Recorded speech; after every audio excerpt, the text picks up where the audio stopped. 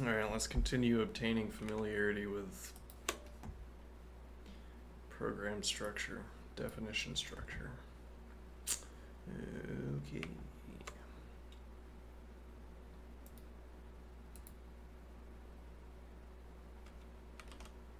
I forget what the number was. 1512, rather.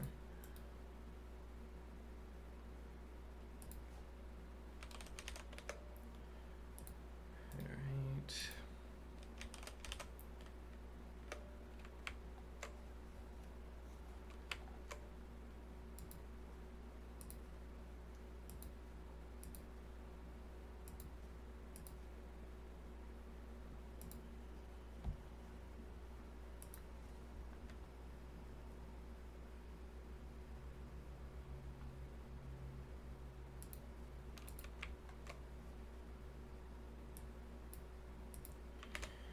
Alright, so what are we going to be doing?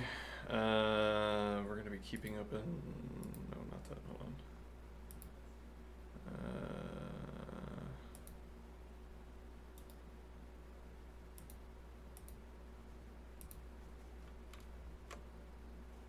Yeah, these all get reset to plain text, which might be some setting that I have, but it means that I have to put them back into lean every time.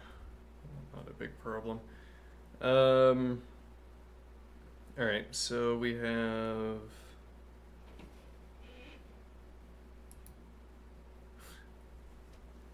Rainbow delimiters.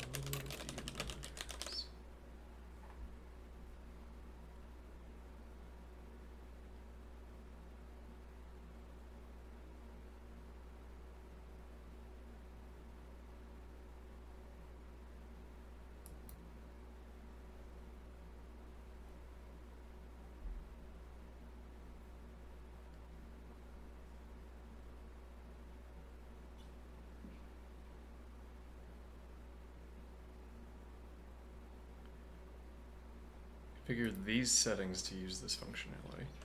Okay.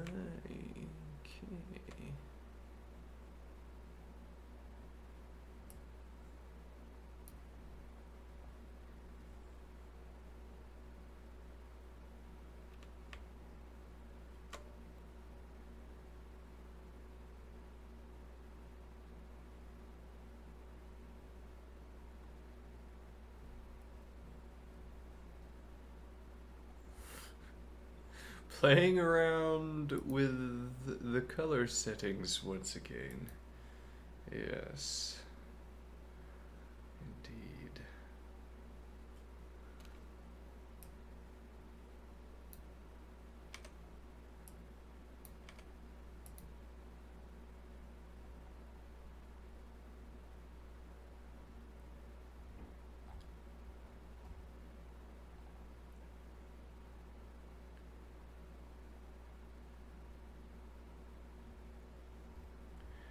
Yeah, I don't like the open and close colors for my brackets.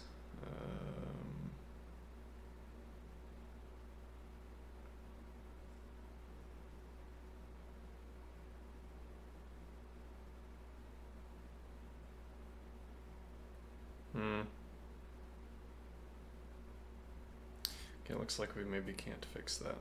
Alright.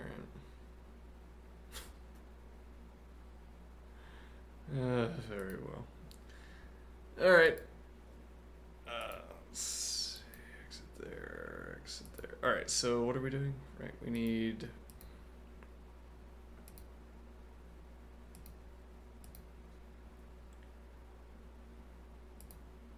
this open, and we have to change it out of plain text again.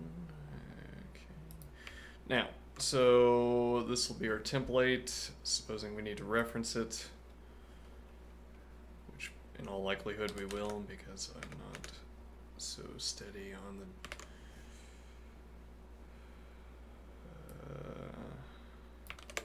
syntax.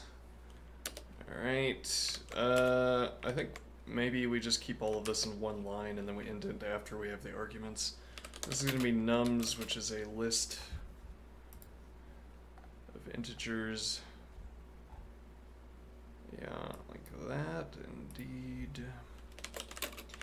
Is it integers? No, in fact, positive naturals. Okay, and we want to output, yeah, we can't have those symbols, fine. We want to output,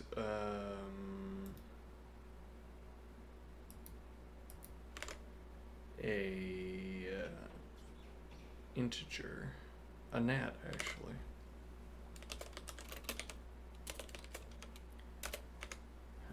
Okay.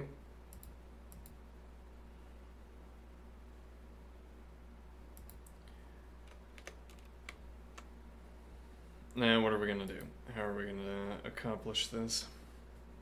Well, what is the problem statement we should probably go over? So, given an array of integers nums, return the number of good pairs. A pair ij is called good if nums I is equal to nums j and I is less than j. Yes, in this case, there are 4 good pairs, 0 with 3, 0 with 4, 3 with 4, etc. Okay, we're not yet advanced enough to have access to hash tables, e.g. Nor, for that matter, do we have access to vectors. Though maybe we should obtain access to vectors.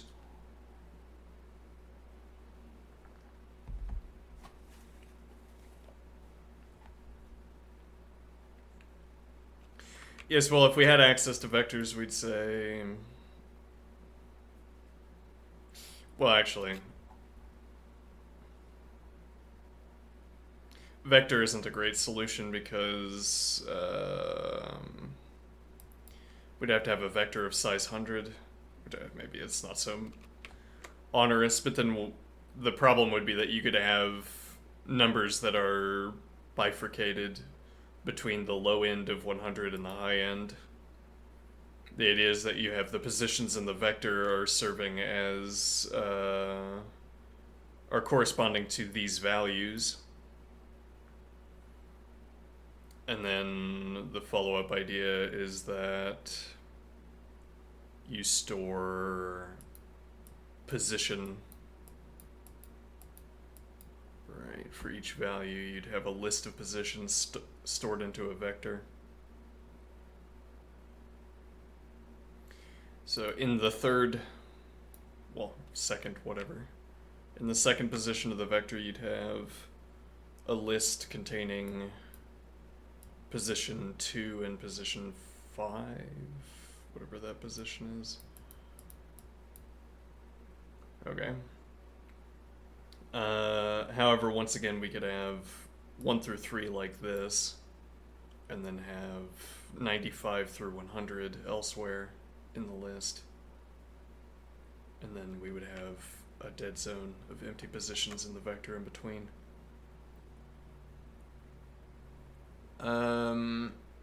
So a hash table would be preferable. We don't have to do this with hash tables or vectors either. We could repeatedly cycle through a list.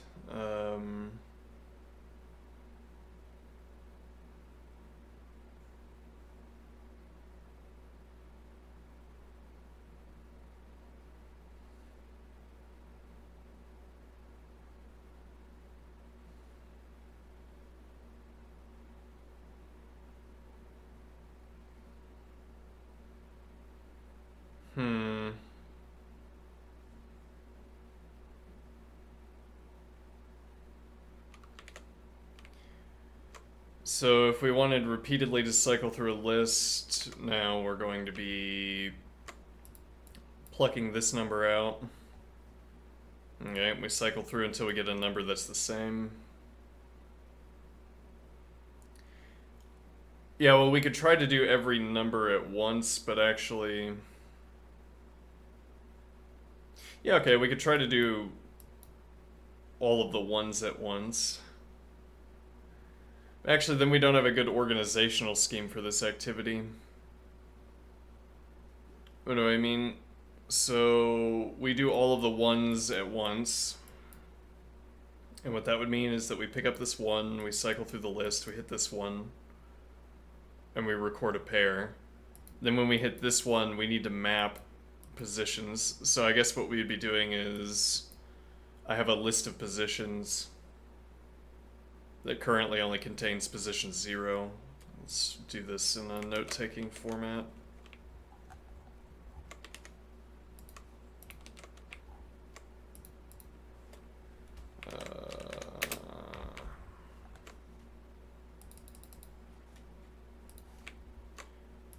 Right, so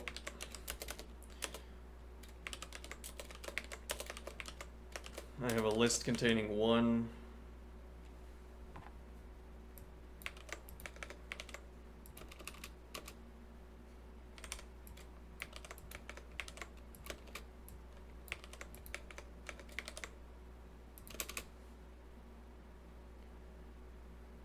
Actually, I have a list containing 0.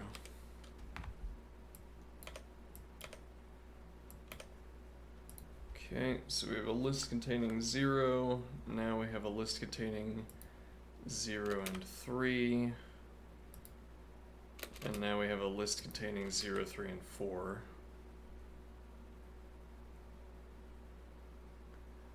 Alright, and now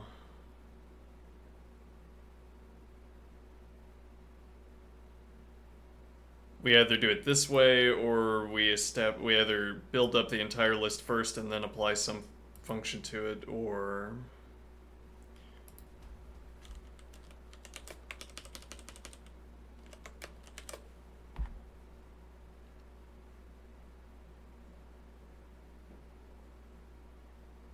oh, apparently we skipped one.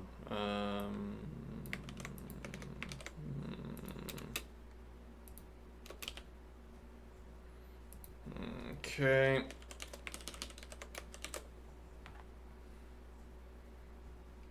Now, so the idea would be that every time we hit a 1, we perform a mapping.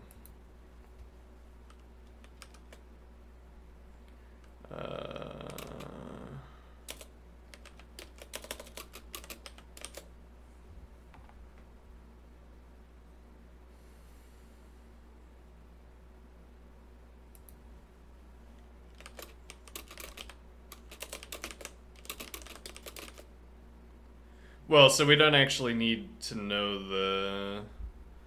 right. Yeah, we don't need to know the...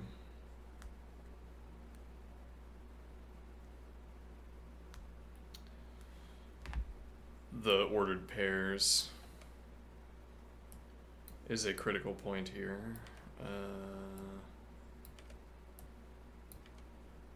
We don't need to know the ordered pairs in order to get the correct natural number out of this.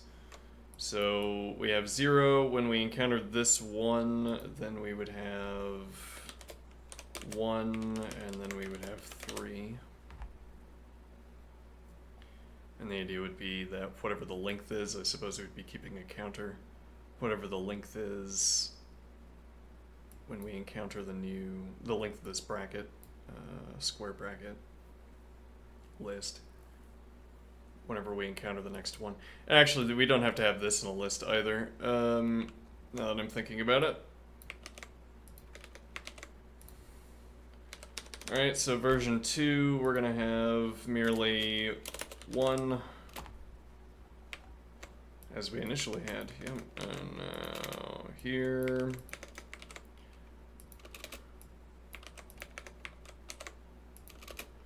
Now this is going to update to 2, and we're going to have 1.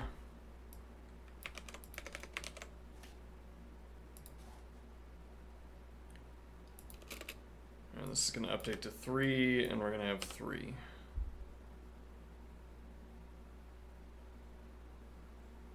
If we encounter the next one, it would be 4 and 6.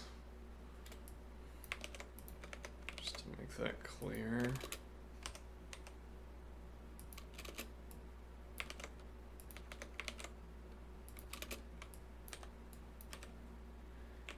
All right.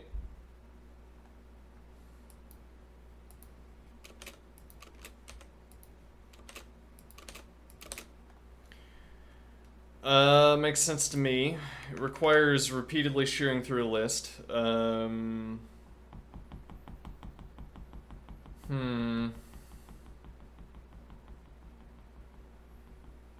Which is typically undesirable.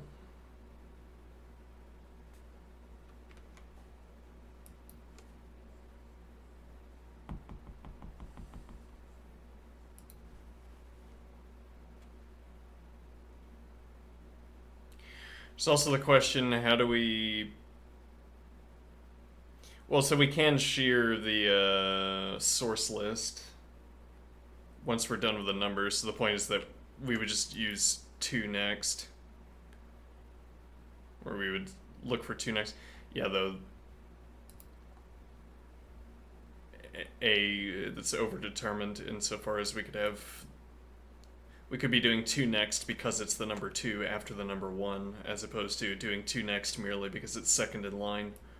But okay, we'd do whatever number is second in line. Perform the same procedure. Okay.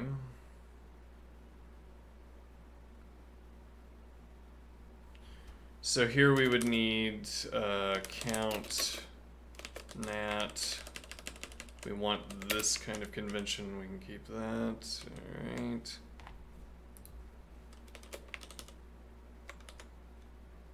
Now match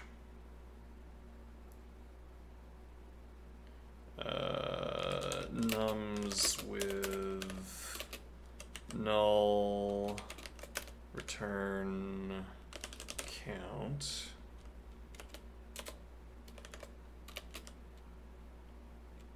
Match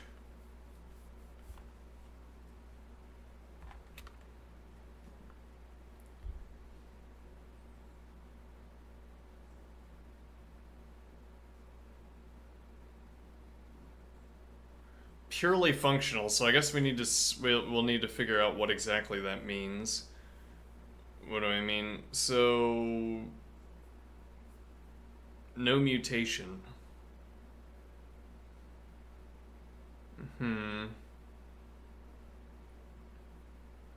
I mean, I need to get this list back repeatedly. Or even I need to reassign a definition. I mean, I could also pass the list and we simply don't change it. Let me see here. Yeah, baseline option, I guess. Okay, if we have car nums const onto cdr nums, then I would like to run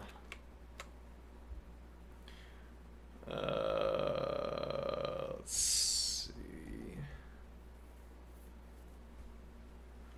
numbers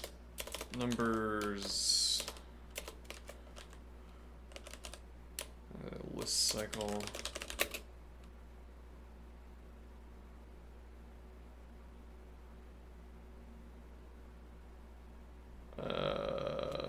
Why is that an error, would you say? Oh, unknown identifier. Oh. Really got to find a way to turn that off. Car nums, CDR nums to list cycle running on nums. So we'll do CDR nums. Car nums 1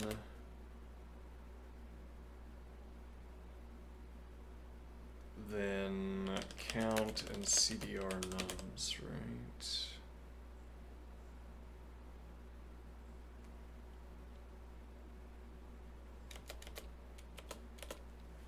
Okay, and now we will def list cycle. Okay, and we will have shear list target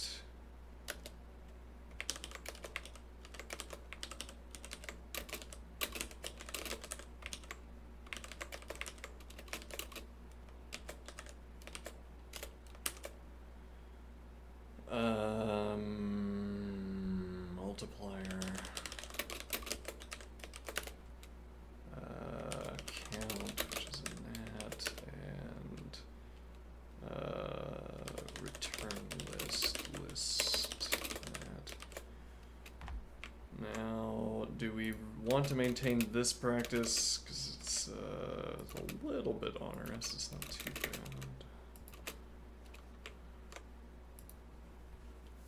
Okay, sure. Now, what are we going to do? What are we returning?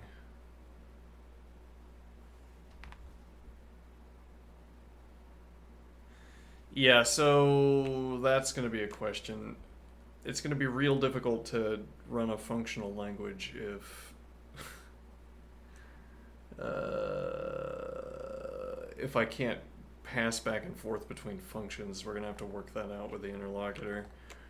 And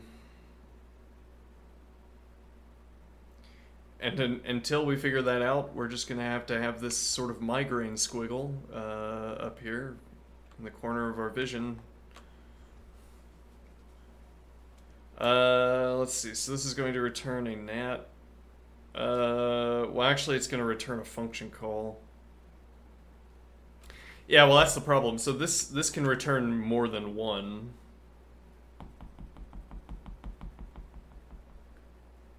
As in, we can return the output, which is count, or alternatively, we can return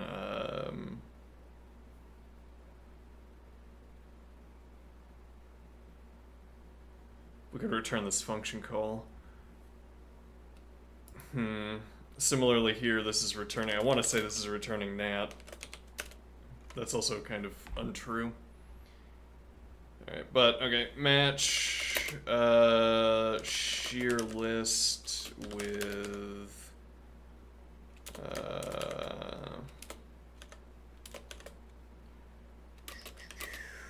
null to, that's going to be a callback to num's identical pairs.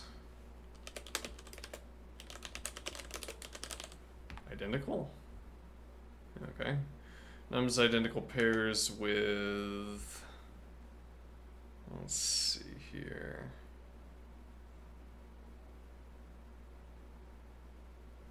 Okay, we need, so we have an accumulator. Yeah, let's call the count up here accumulator. Okay, though if we do that, then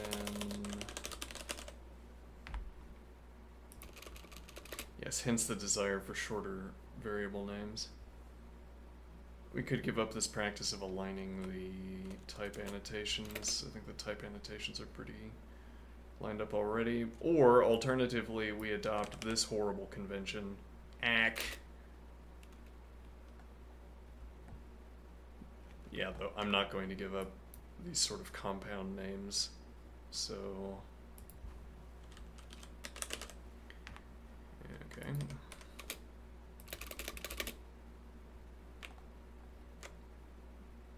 Alright, so we need accumulator in addition to a counter.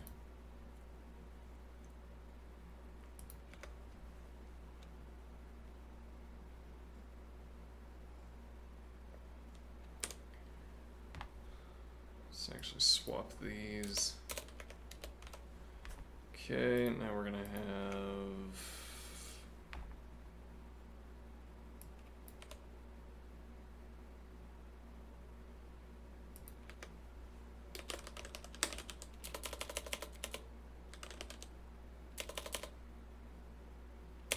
I'm confusing myself. Yeah, this should be accumulator. This is, so car is target. Then we're going to have count, nat, multiplier is correct, and this should be accumulator.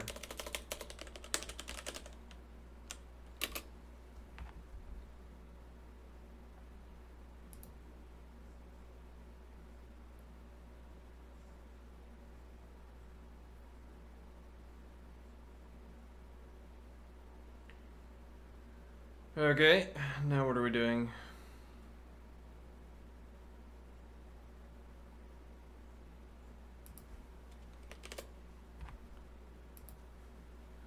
Okay, so we return num's identical pairs with return list and accumulator plus count. Acculator.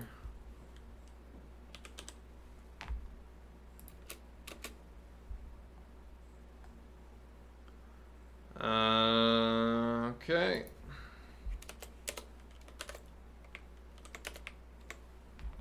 We could have... Yes, well, if we didn't have the migraine squiggle, we would have coloration that would make this more obvious. But yeah, we could have indentation instead. Alright, so now if the shear list matches instead to car shear list, CDR shear list, then what we're going to do is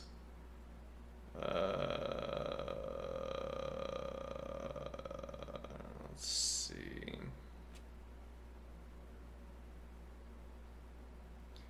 Can I do match instead of Boolean generators? Why would I? If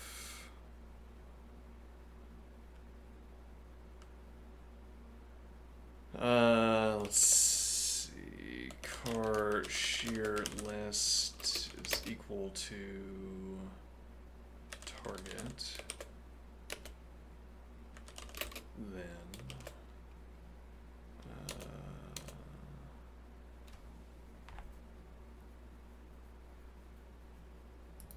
yeah, it's kind of awkward because we have, this is going to be a function call. What did I decide over here for if? Makes some good sense. Yeah, this is a little bit inconsistent. I think you'd want this.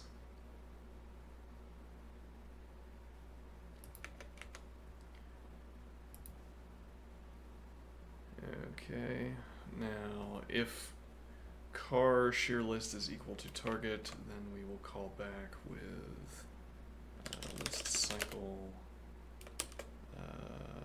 CDR shear list target. Now count plus multiplier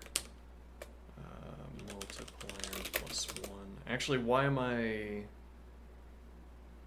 Yes, good point. We could do all of this with merely the accumulator. We don't have to add the accumulator at the end. So let's get rid of count.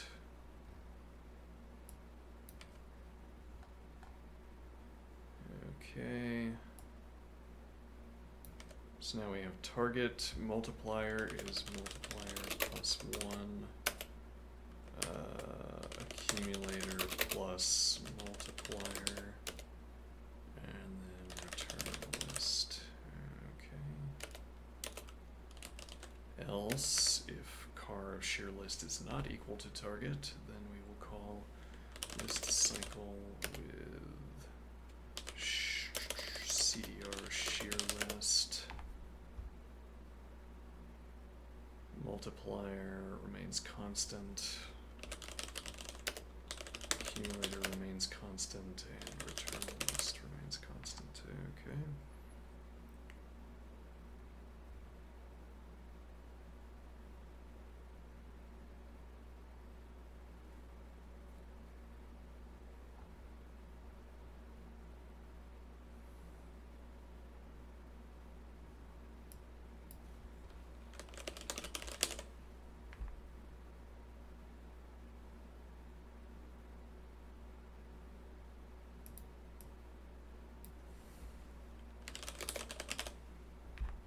Why is that unknown identifier?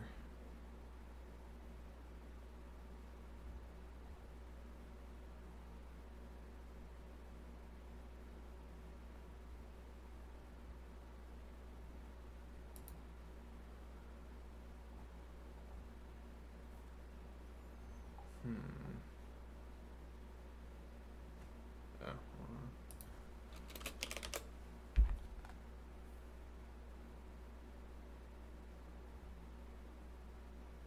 Also unknown identifier. Uh-huh. Oh. So this doesn't get function orange.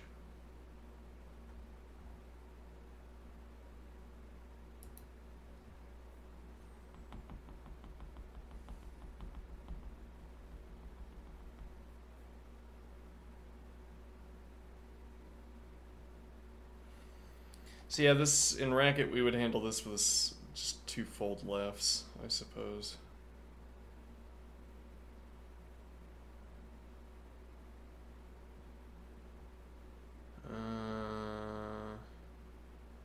We're missing an argument target, right?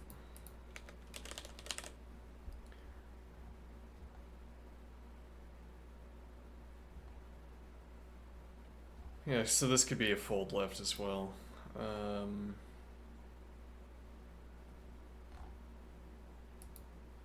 This no longer says that the type mismatch, or that there is a type mismatch of the output, so maybe the interpreter can see to the end and note that this is the actual output. Though, yeah, one wonders what the purview is of the entertainer, of the interpreter.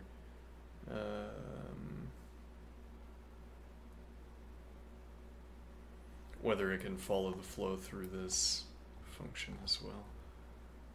Okay, so why is this an error?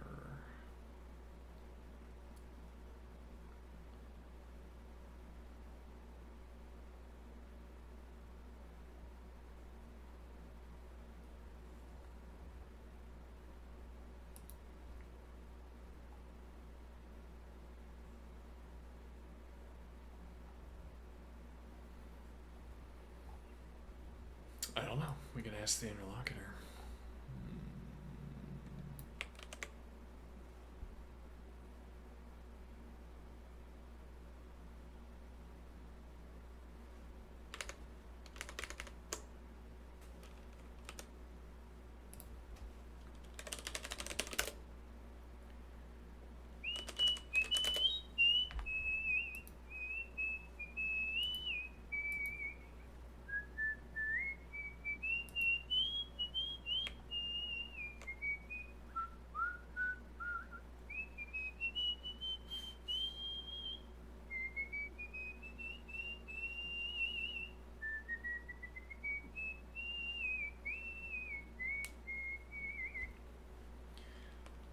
We need better division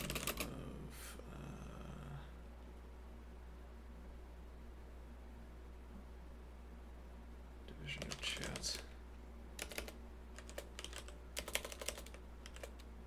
If you will, we will place discussion of for leetcode problem solutions in this chat.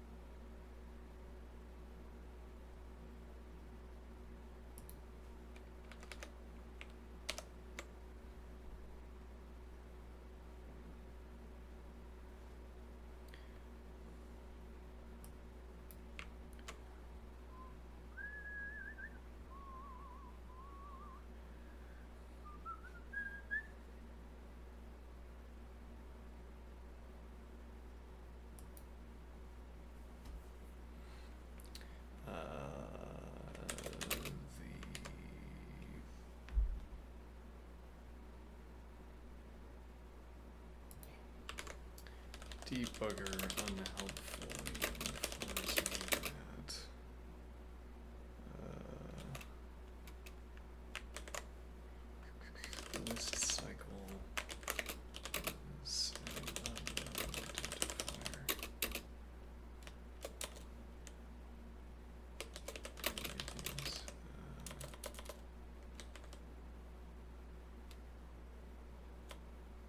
Nice.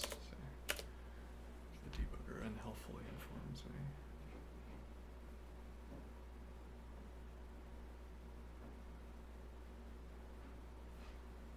Let's see.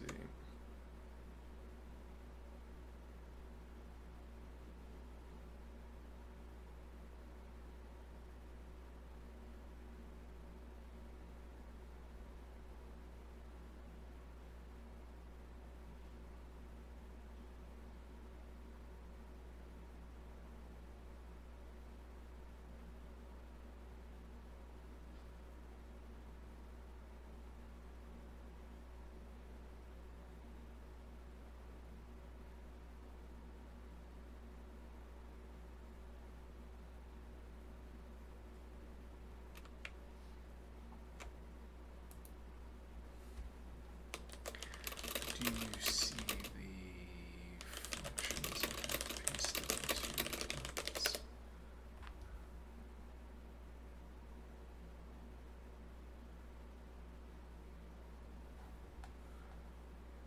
A lingering difficulty with the canvas.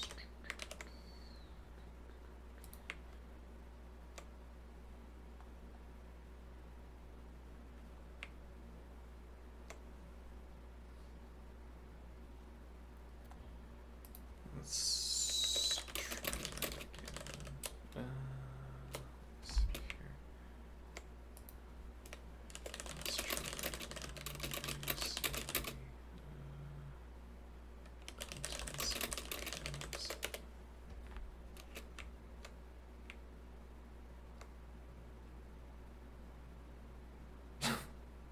I did not ask you to. Yeah.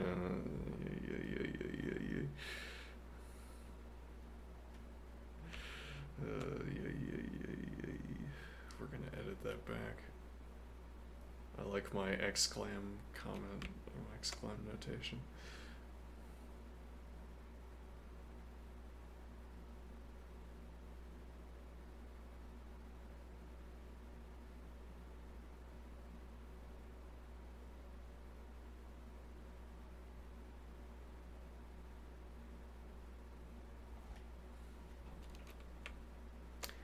Partial.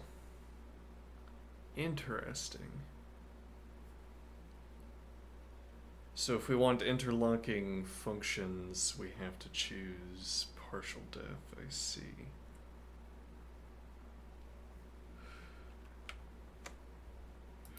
Hold on, you have also replaced my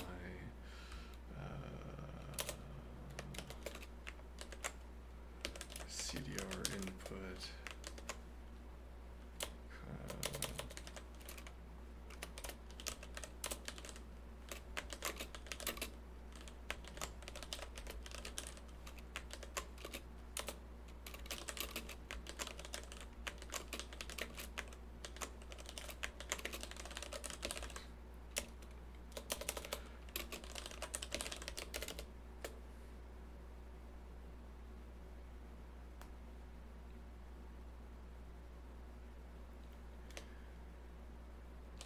Supposing you don't like this notation,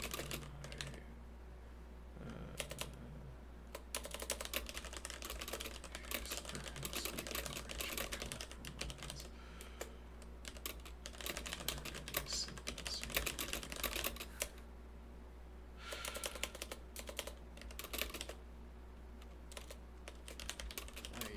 not exclam.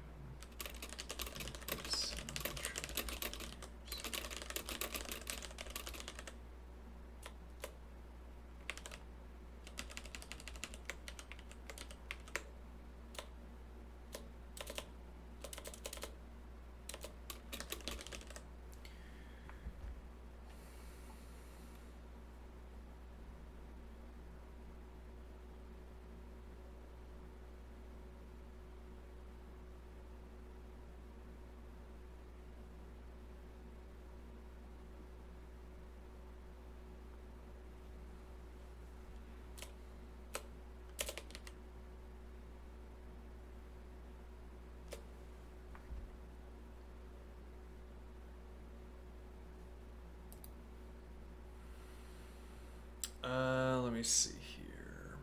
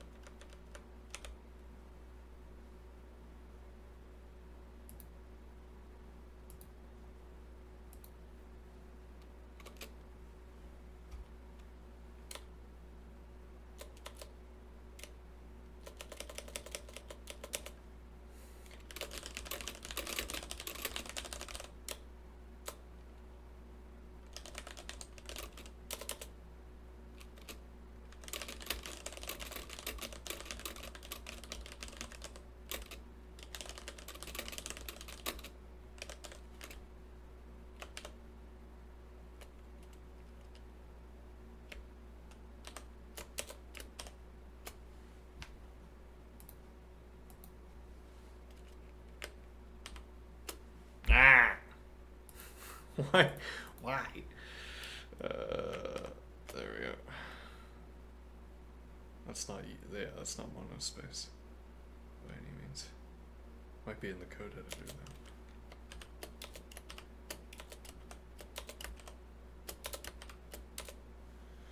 What symbol, if anything?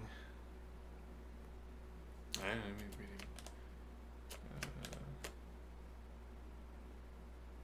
we nah, the arrows are already overwrought.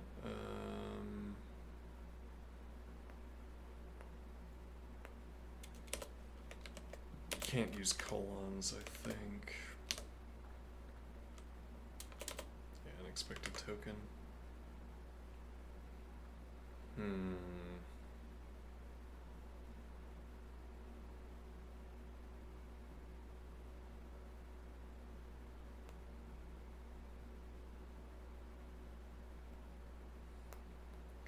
Yes, would be less ponderous if I came up with an alternative more quickly.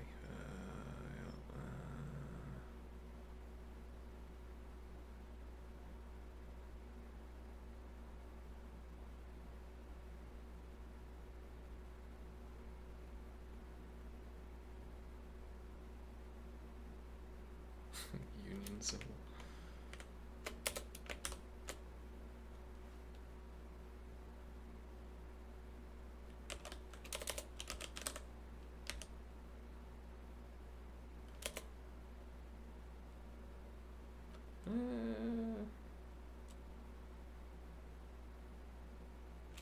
Yeah, the sets don't have order would be the problem with that. So saying car union input would produce the appropriate set,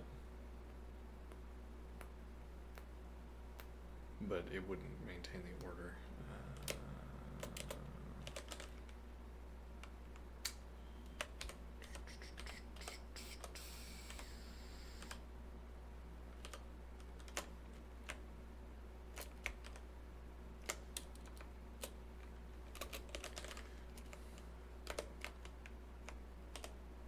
What? Yeah.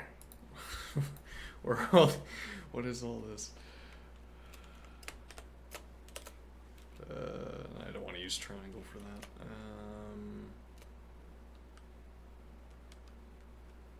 I can just do car input.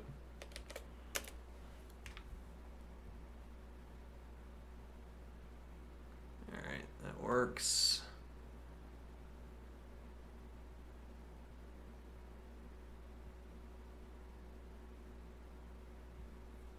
Alright, let's see.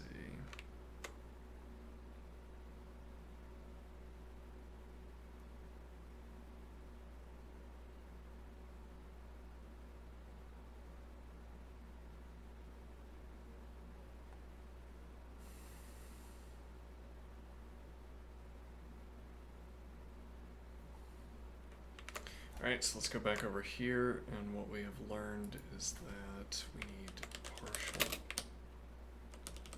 and partial. That, however, however, has not fixed the problem. No, indeed. Let me do a new text file, also in lean. Let's see if there's something else the interlocutor has done here that fixes this issue.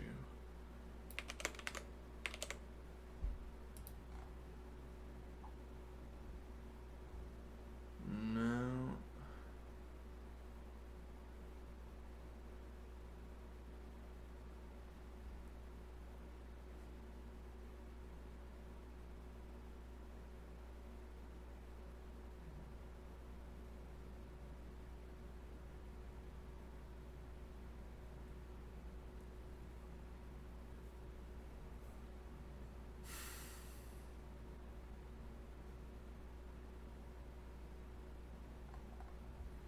Yeah, well, if it was ordering, that would be an irresolvable problem because now it is ordering. Because now this is viable. And this isn't.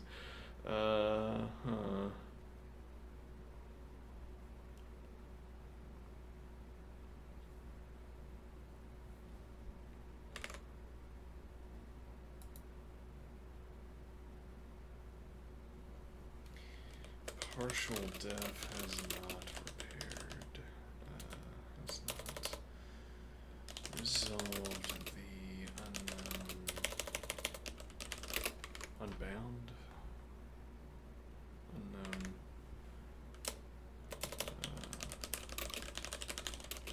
issue here.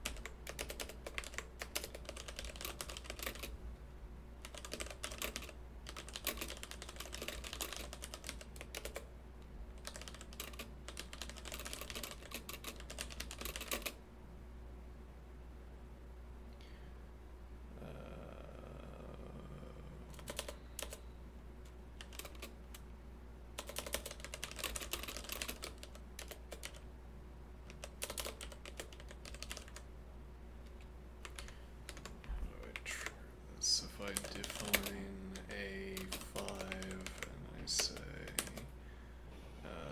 plus A1, and now this says cannot reference an identifier before its definition.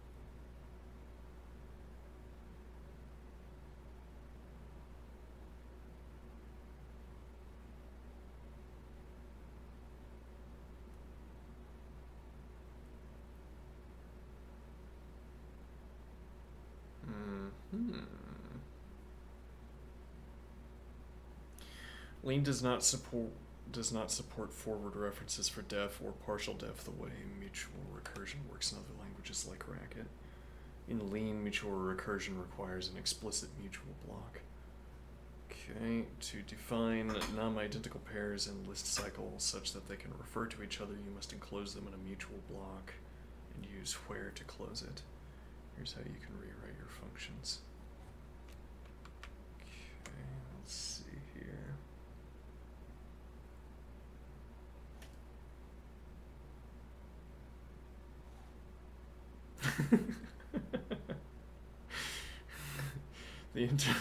The interlocutor wants some tabbing under the function calls.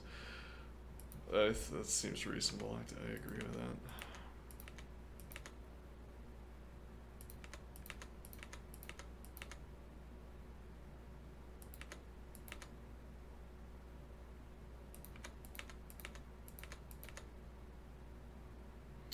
Alright, there you go. Let's see.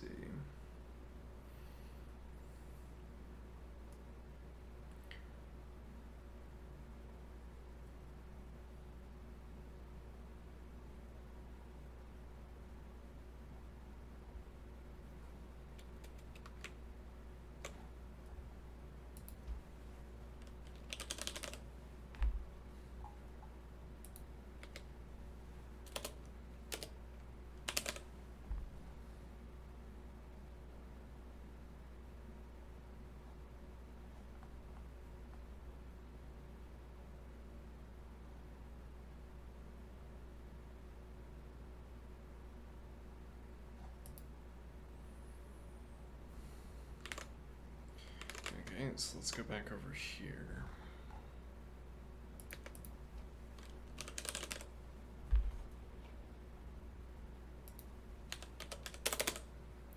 Now the question, did we need partial?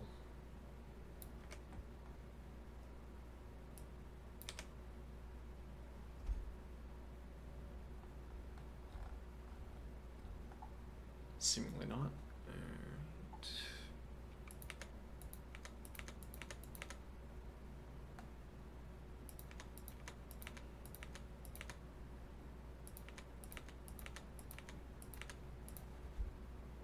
And in fact, no, we don't get function orange. And we only get that under def. So this will be distinguished by indentation. All right, so num identical pairs. Let's run that on.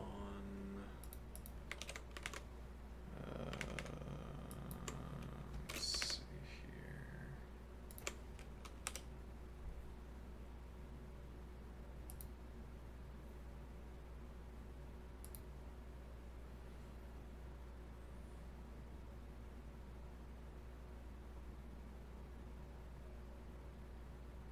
Number of good pairs. Okay, and that's gonna be 1, 2, 3, 1, 1, 3. Okay.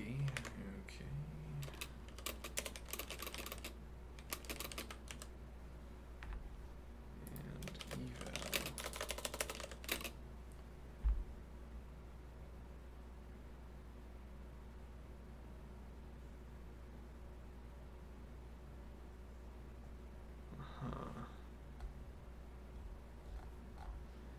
Well, that also needs 0. There we go. And that is not the correct answer.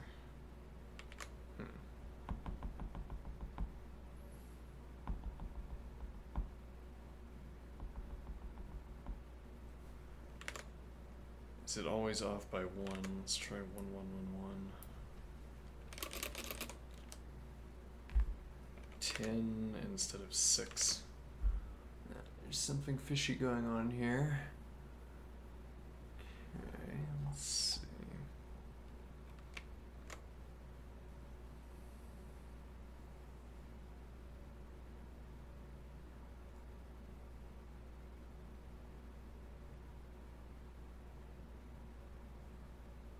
So we pass in accumulator as 0. Okay.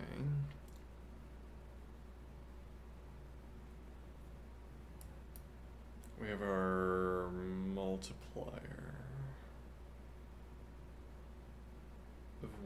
which makes sense. Because when we encounter the first target value, first instance of the target value, which is car nums, then we are going to add the multiplier to accumulator. Okay, so we would need 1 in place. If we hit null on the shear list, we return accumulator. Okay.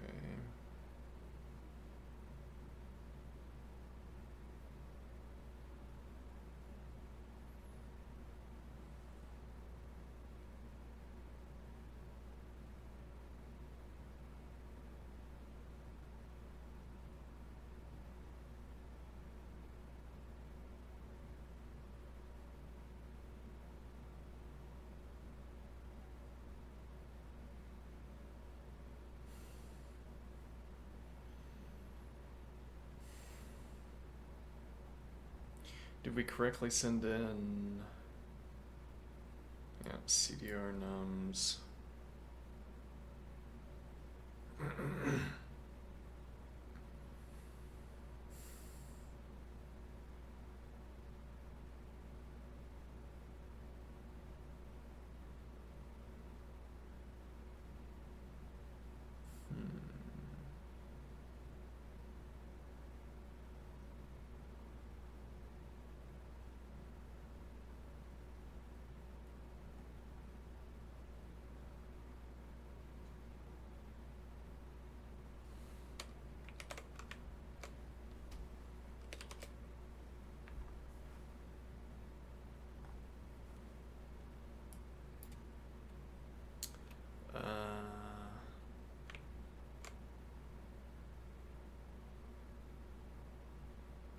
Is there a find and replace option? Toggle replace, yes.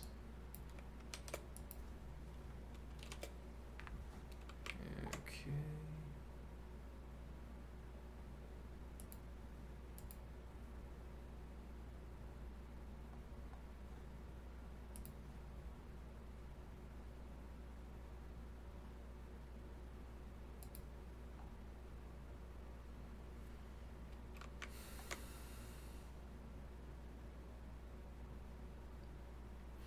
So we're gonna need to learn the printing commands.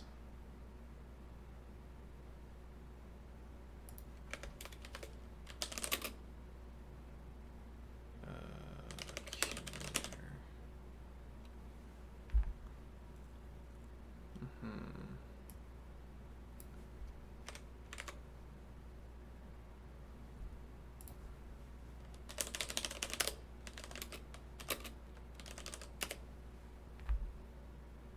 Pretty printing.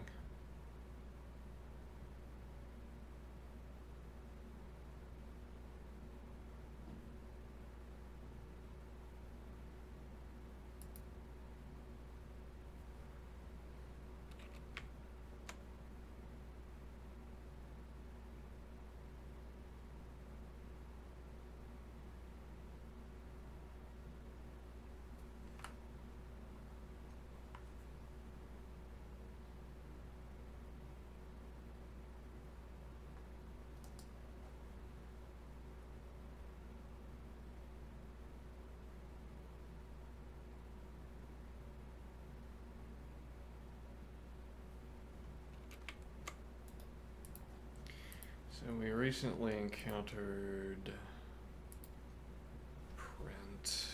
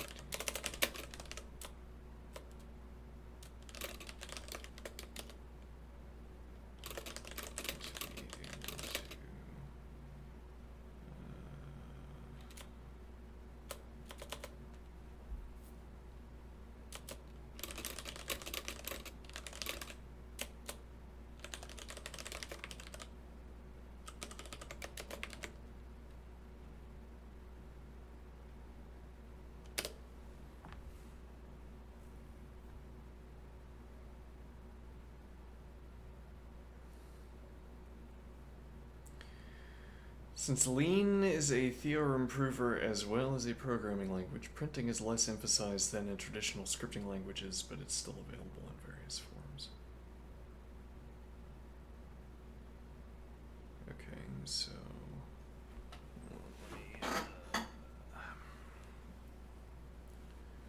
using dbg trace, alright.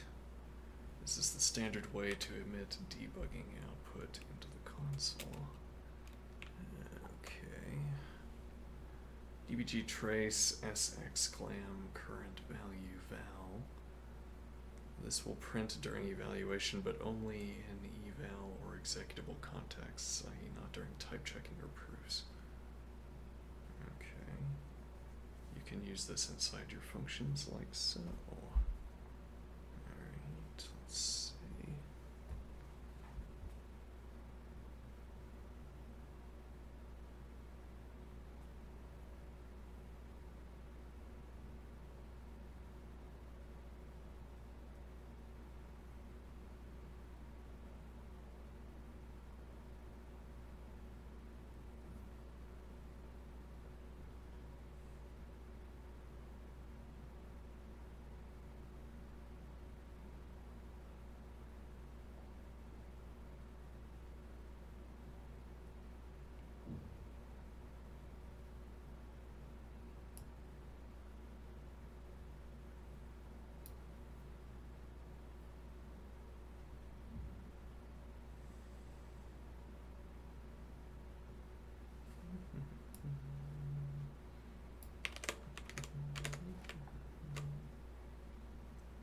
So we're going to put these just before the if statement, and then we're going to make sure that that is correct.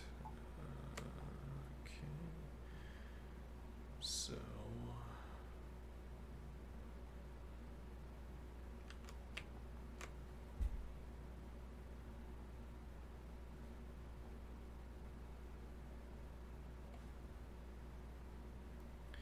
yeah, I would think before the match statement, but I guess the point is that you need to have, yeah, these values need to be specified. Oh no, hold on.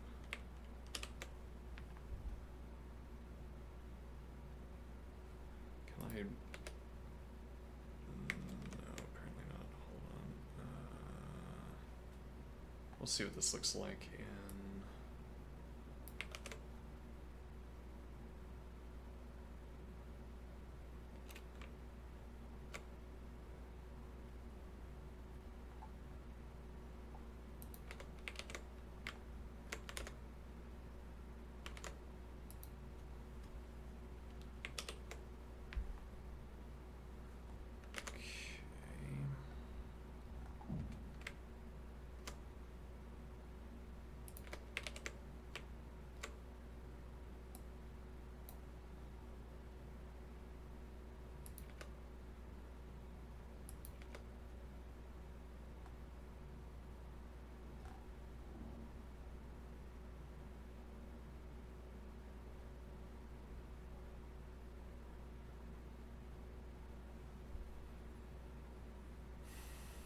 Hmm.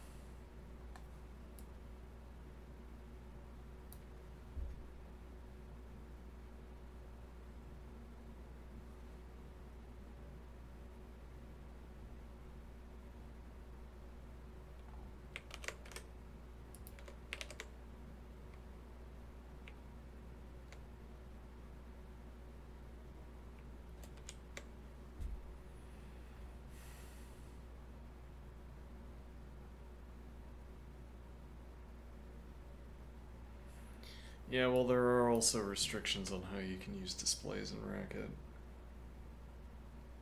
That's a little bit stranger, but okay, let's see.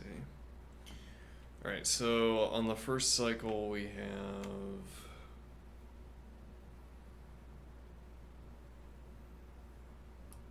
target is 1. Okay, the car of shear, which is going to be here.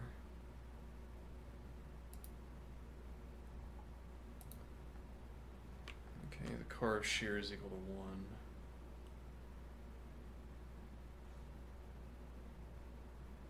Multiplier is equal to 1, accumulator is equal to 0. We move to the next element in the list. We increment multiplier. Well, actually, no, we investigate the first element in the list. The multiplier is 1. We add the 1, then we add 1 to the multiplier and pass. This is the second pass. Okay, then we have the value of 2, which gets added into the accumulator. Okay, and we are properly resetting the multiplier. I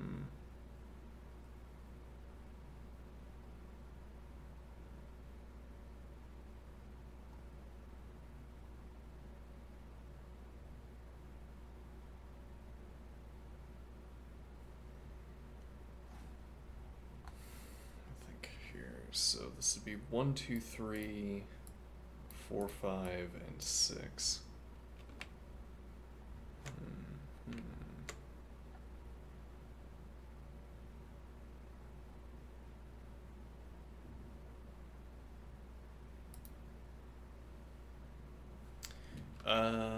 Actually, also show me shear.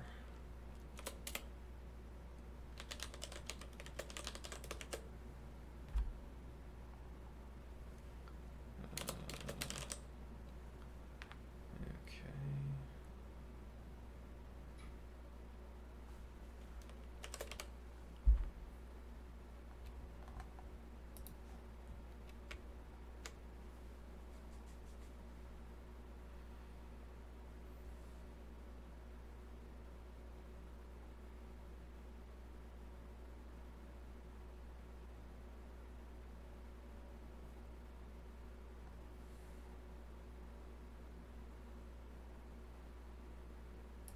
Add 1, we move on.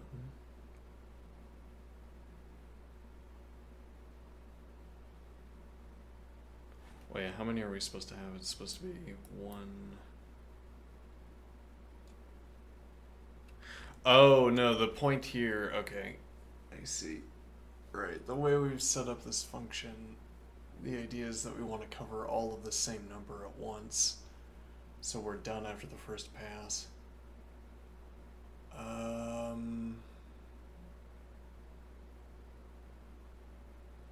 Yeah, but then that's a curious way to try to solve this because we don't have a way of tracking what numbers we've already covered. And we can't remove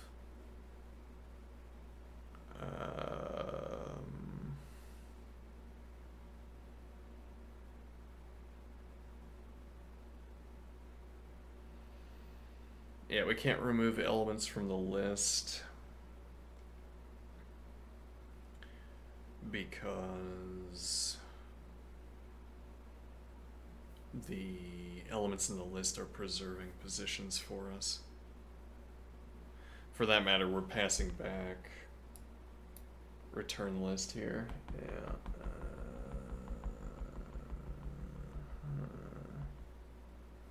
We're passing back return list. So we would have to reconstruct a list.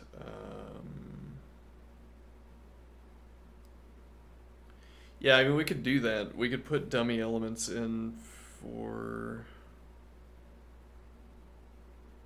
Yeah, so return list would get updated as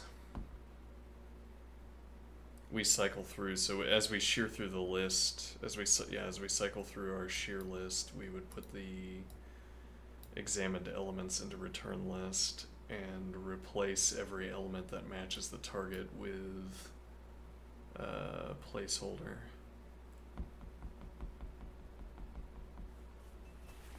Is a solution here, albeit a convoluted one.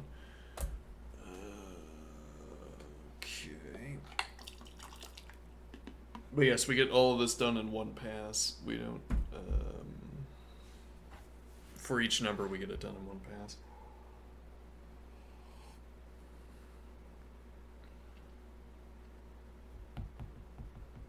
If we had a hash table or a set, we could also ask of each next number. Well, yeah, we could also do that. We could keep a list of next numbers and ask whether the next number is already in that list.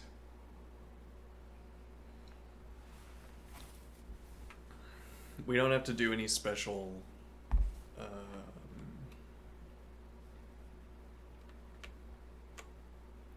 no, hold on. Yeah, that's a problem.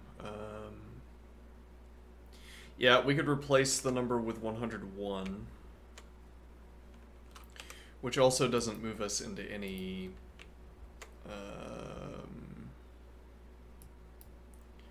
doesn't move us into another bracket for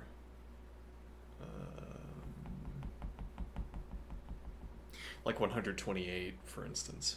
256 doesn't move us into another power of 2 bracket for integers.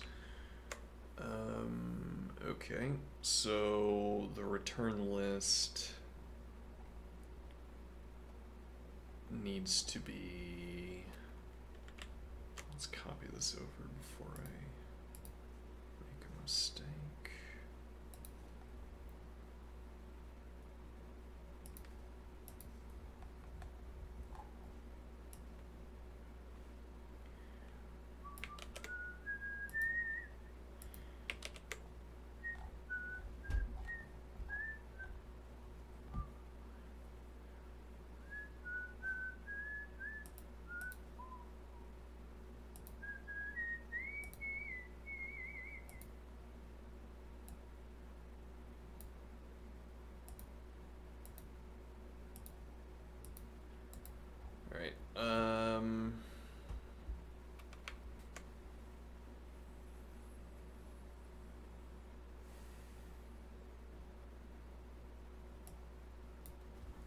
So this we will pass in as null.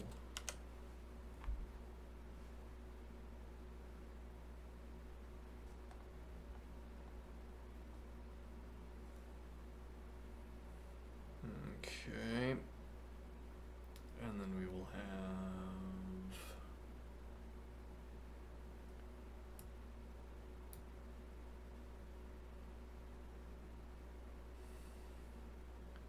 so in the case where we have equals target, then we will do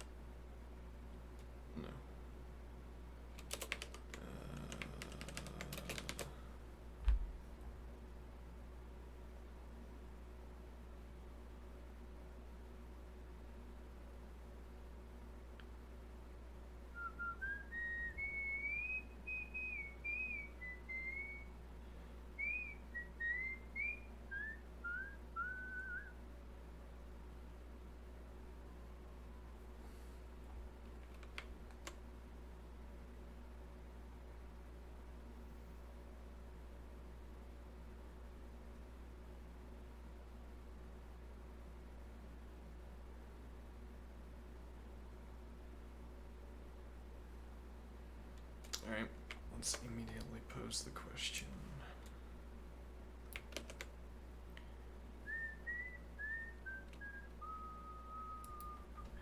And keep partial, it didn't seem to do anything bad.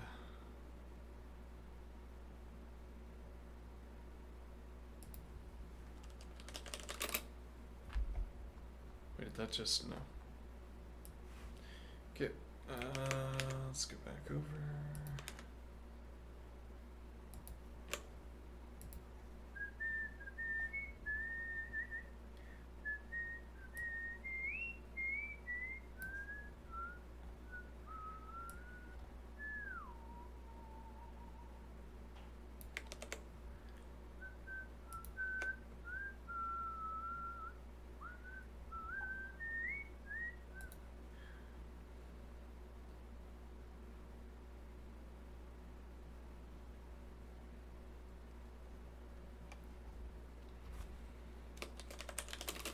After some debugging,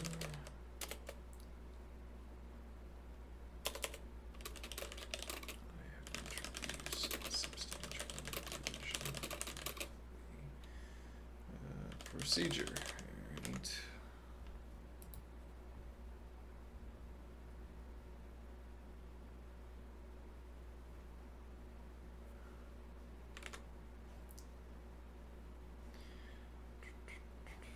Yeah, I mean, lean is an interesting use case. Like if I ask, how do I const an element onto a list?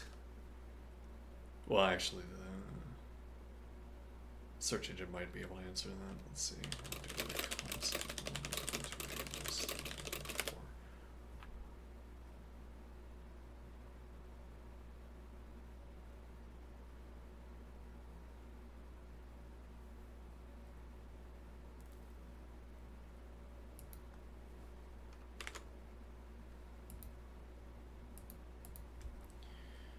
Okay, list const. Okay, that doesn't work either.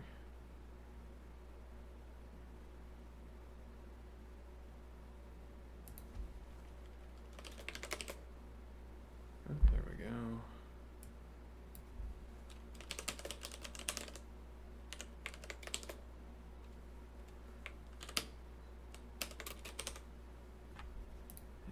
Okay.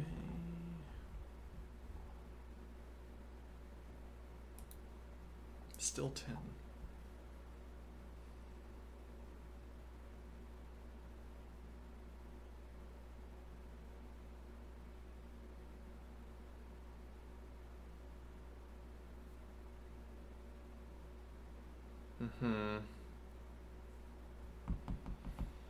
Yeah, but then we don't have any.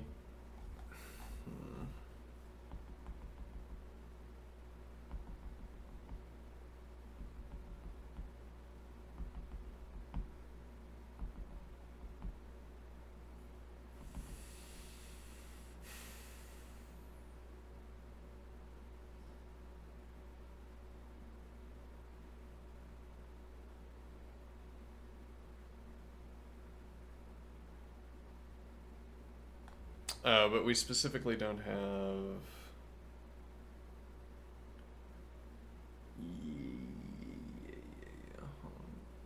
So now we're just doing the same thing except let's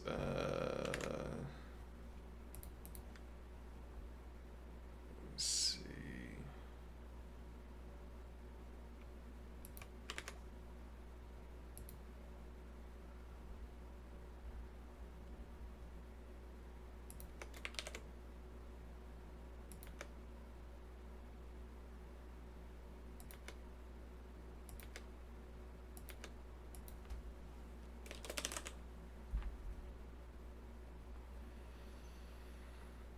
Okay, so the problem here. Show me.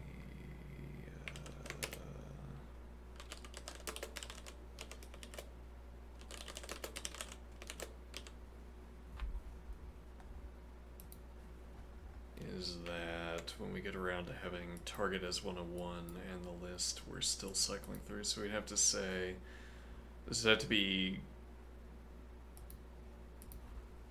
if this and yeah, okay, we could also do that up here and say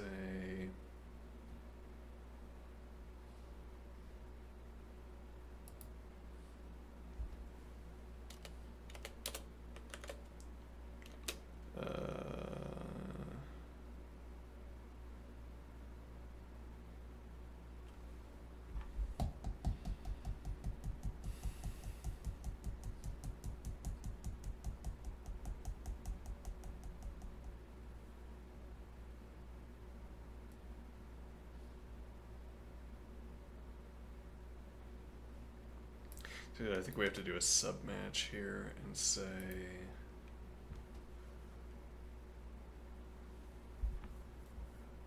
oh, wrong function. Yeah, okay. Here we need to do a submatch where we say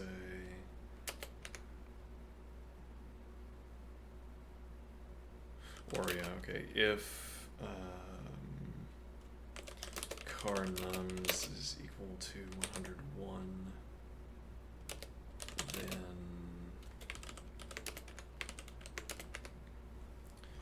call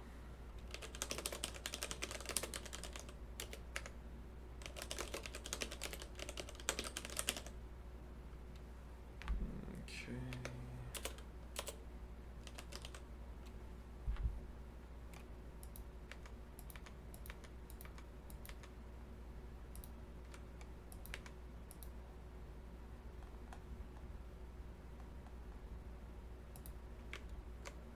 Six, we did it.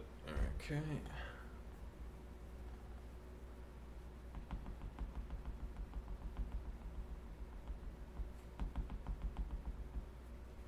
This seems substantially less efficient than what I could accomplish in Racket. Yeah, well, I mean, even barring vectors and so on. Well, actually, no, I mean, if I have to solve it using this list cycling method, I don't know what I would add to obtain that putative additional efficiency.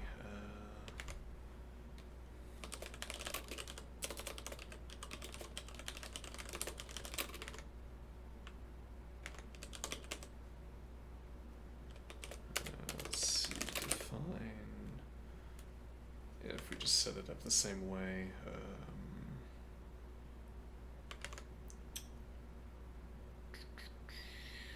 Fold L replacement. Let's see, so we're gonna have numbers list, natural, and we're gonna have accumulator natural, which is going to return an accumulator if null numbers list natural. Then return accumulator natural, otherwise call shear cycle with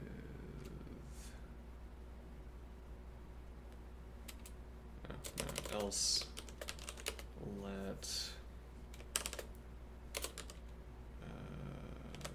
car numbers list natural car numbers. This will be a natural.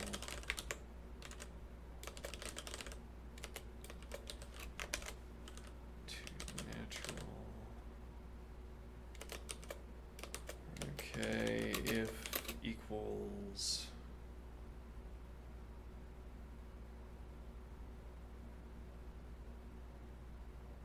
Wait, no. So we don't care about. We only care about relative position, and even then, we don't have to care about position either.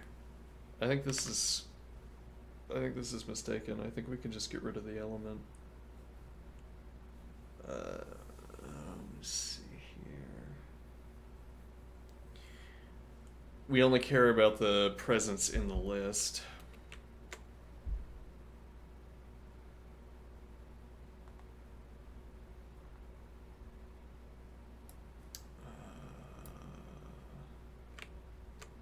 I guess we can open a text file.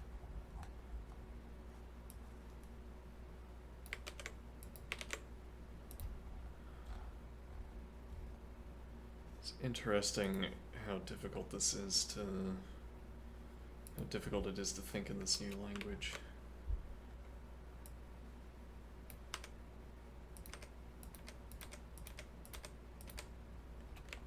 Alright, let's see.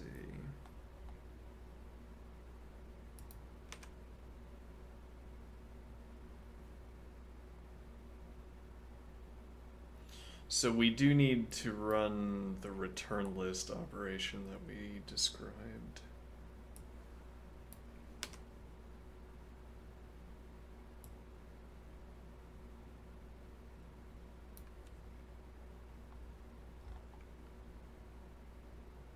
Actually, we still need an if statement.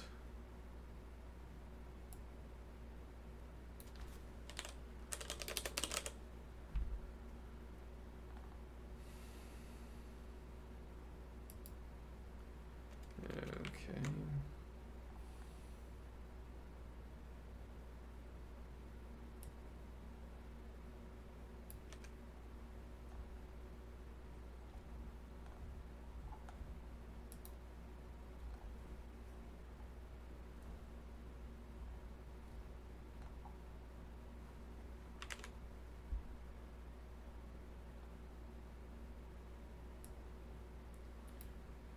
Alright, so now we don't need that here either.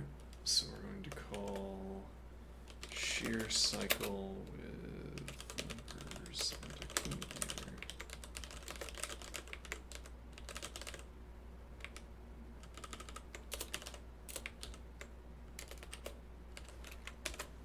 And this is going to return what exactly?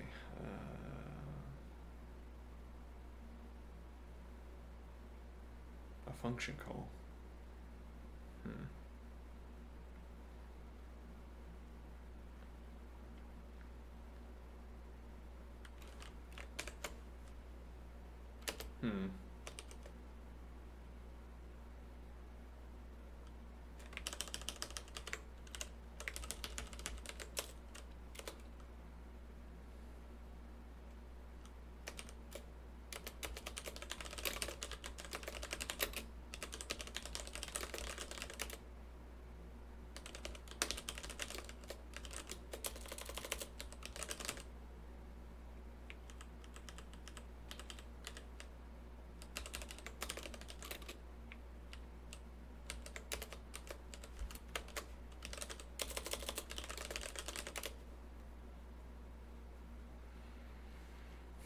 Hmm.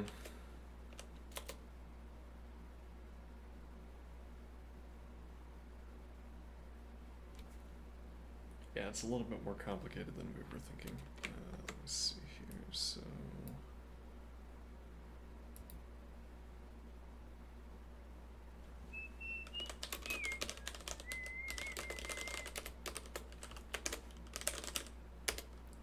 Accumulator, multiplier, and then null.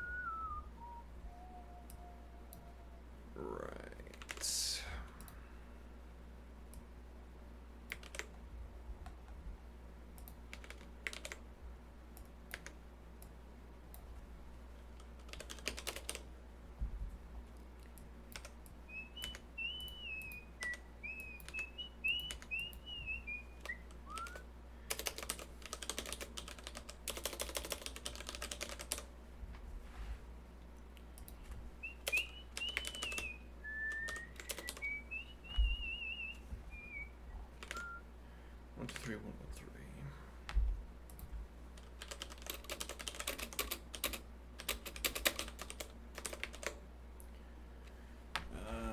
Yep. Let's see.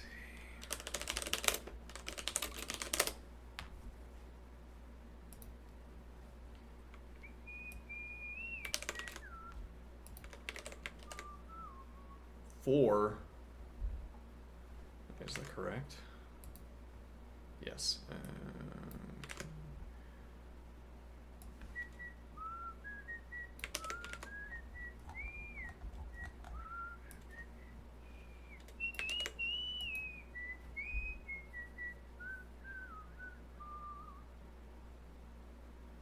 Oh.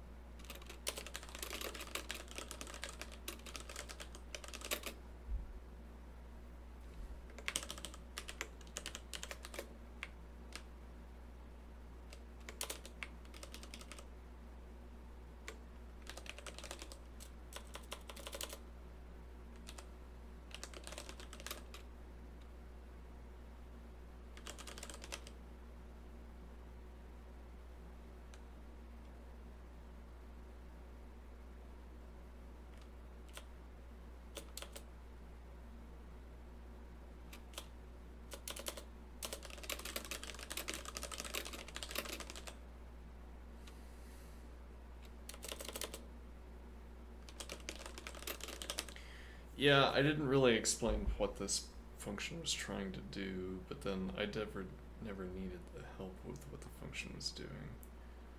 Yeah, but not a good sort of.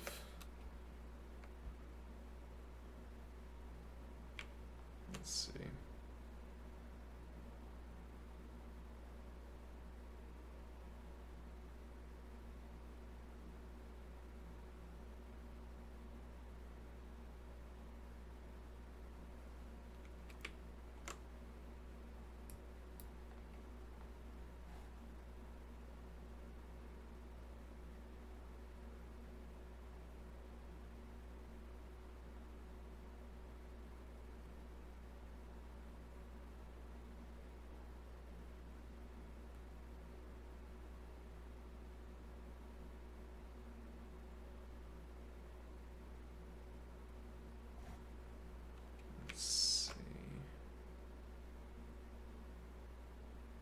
Yeah, they need to work on this a little bit. There's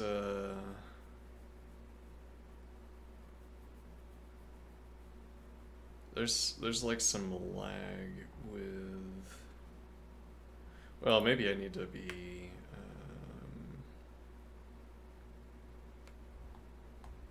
typing in here. Oh, wait a minute, hold on. Never mind. Yeah, that is wrong.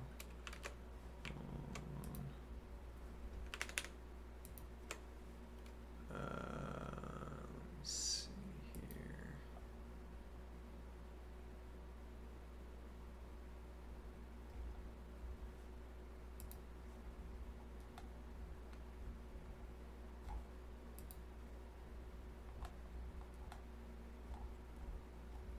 Where is that coming from?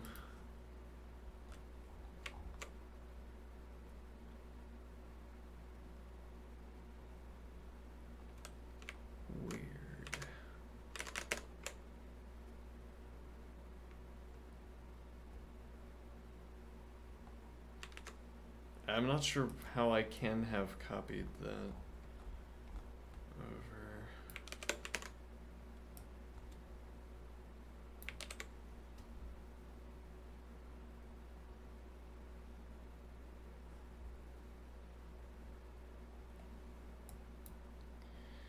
Well, okay, let's see.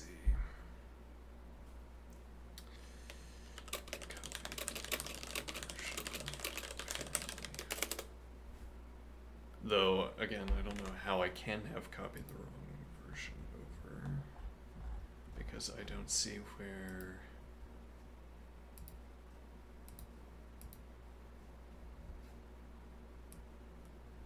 was the wrong version to be copied over. Bizarre. Right, I copied the wrong version over.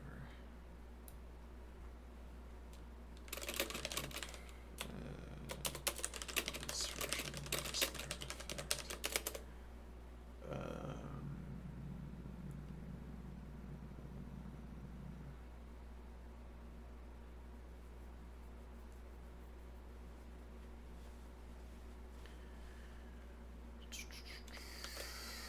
We are not yet far enough into field improvement to know how to access proofing.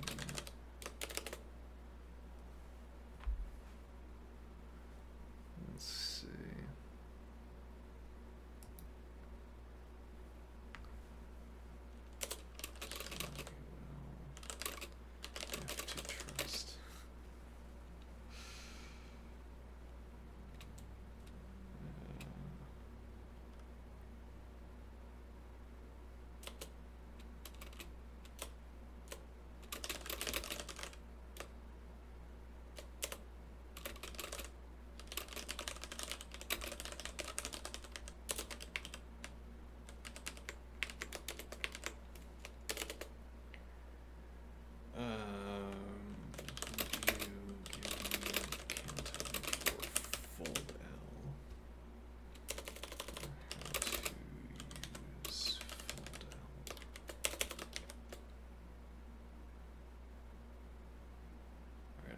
to ask this question, and then I'm going to take a break, then I'm going to exercise for 10 minutes, and then I'm going to be right back.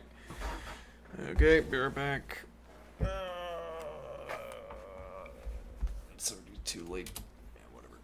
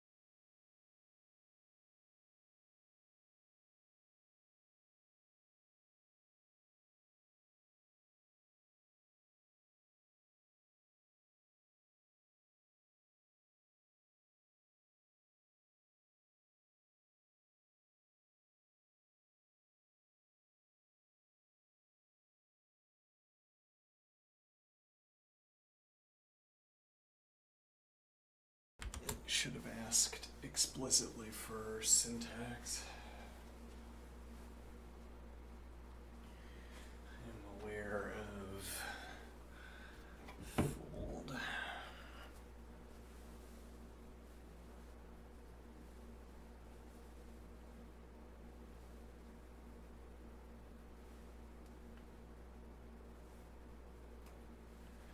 Though, yeah, a question will be, can we do double folding? Maybe. Alright, so exercise. Let me get my knee brace.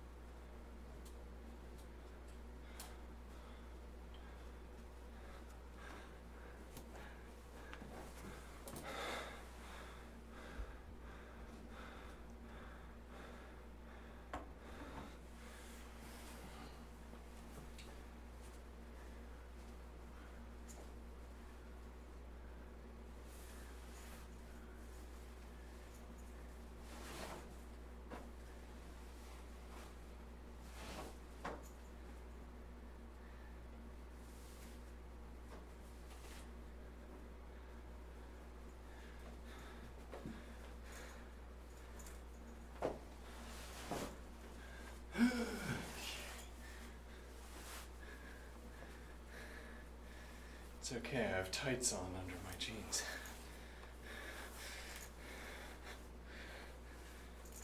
This is all perfectly safe for work. Alright, now.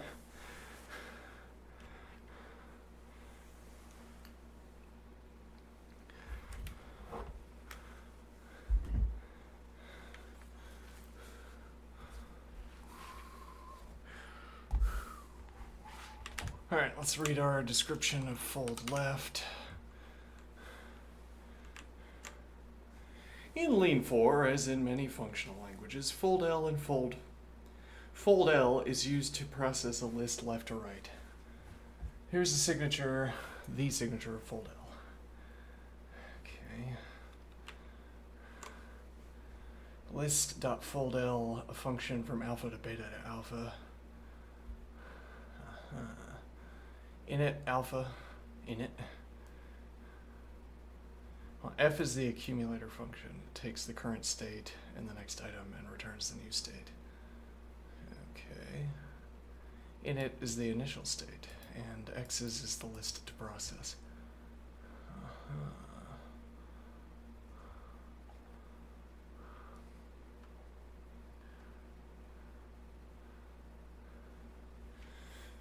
Applying it to your problem, the goal is to count all pairs of identical elements. One efficient strategy using fold L is keep a map from numbers to how many times you've seen them. Every time you see a number that already exists in the map, you add its count to your total. This avoids the quadratic reprocessing entirely and yields a very efficient solution.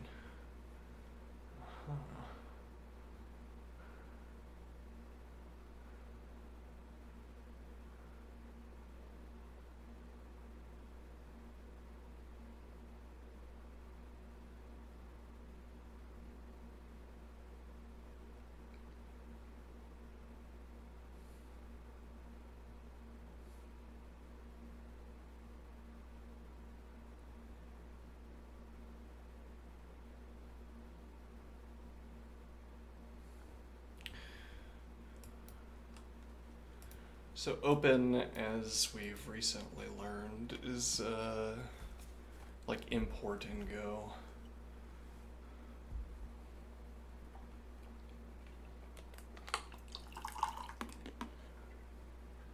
Yeah, okay.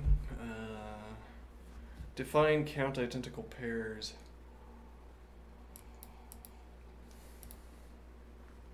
Let f equal the function that takes state, which is an ordered pair containing a natural and std hash map, standard hash map, nat. Okay.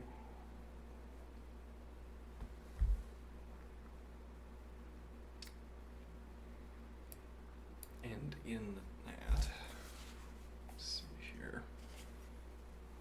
And this would be the in nat from the list of numbers, presumably.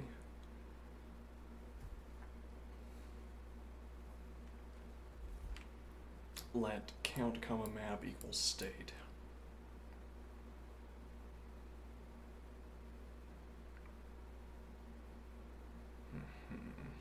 Let me read the description after this first. Well, okay, state is a pair. Okay. And so this is not matching against, but sort of matching against state, where state is a pair, and now we're naming each of the components of the pair in this fashion. Alright. And then incount is assigned to map find D.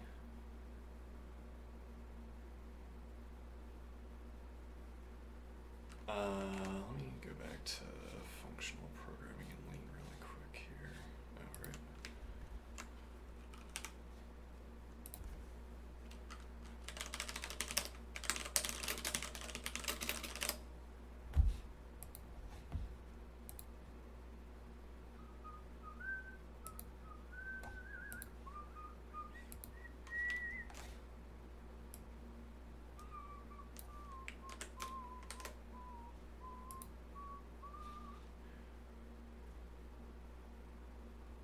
D for default, for a version that returns a default value when the operation would otherwise fail. Okay.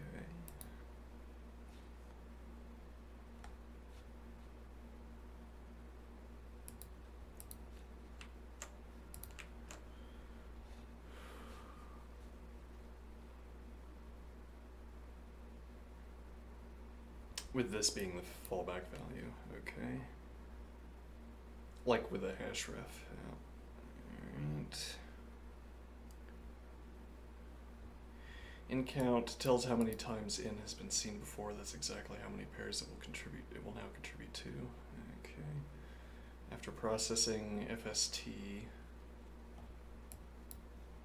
pulls the total count out of the pair.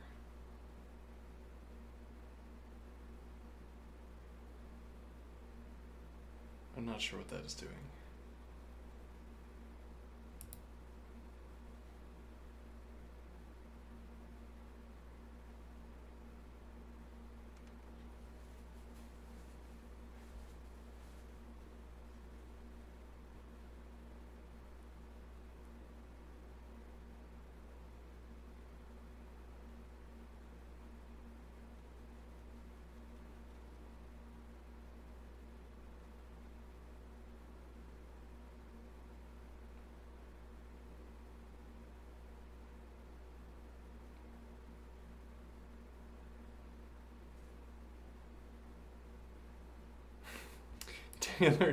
Tailored and vivid. Thank you. Yes. Elegance. Yes. I score high on the elegance trait. Yes.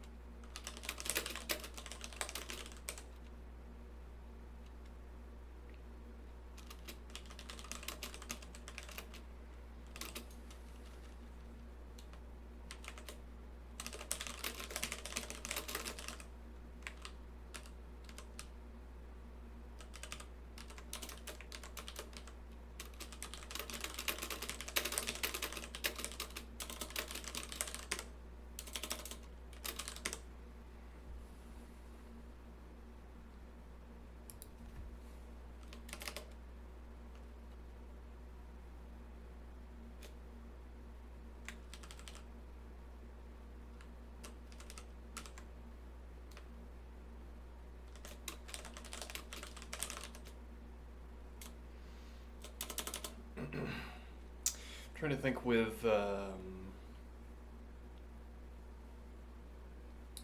if I recall correctly,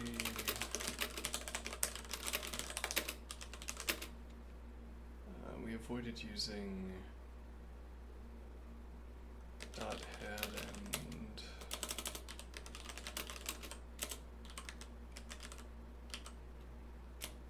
dot head for lists.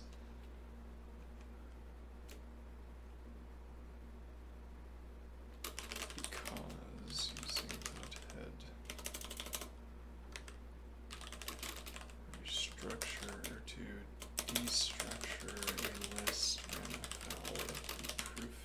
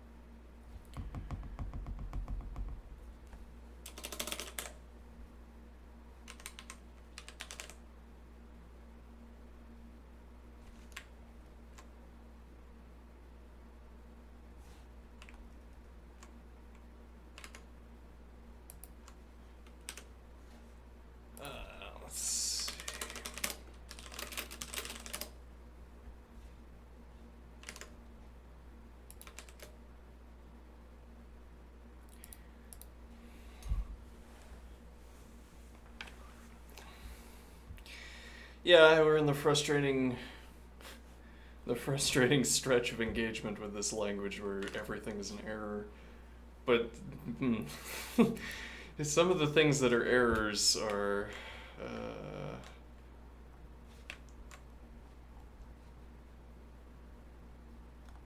don't know.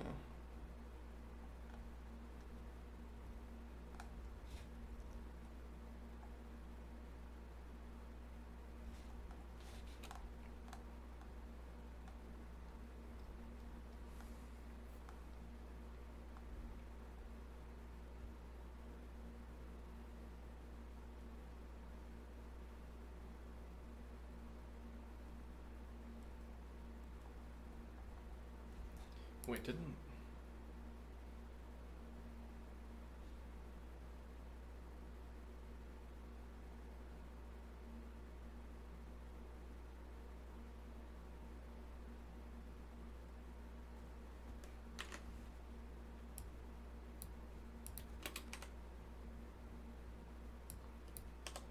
I see. A fallback option for taking car of a list. Unbelievable.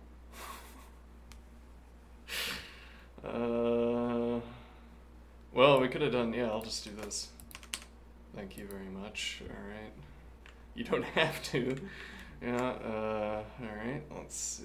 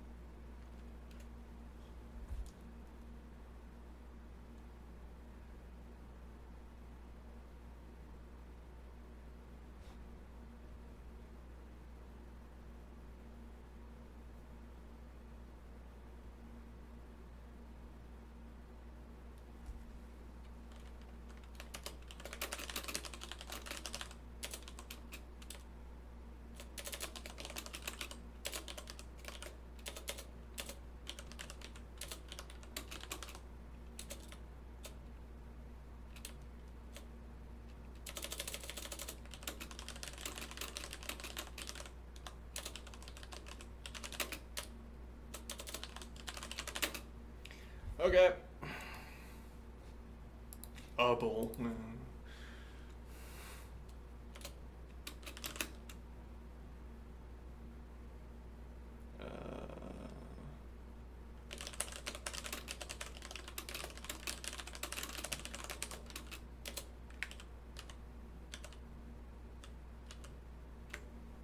Yeah, though hash maps are effectively finite definitions of functions. Definitions of finite functions.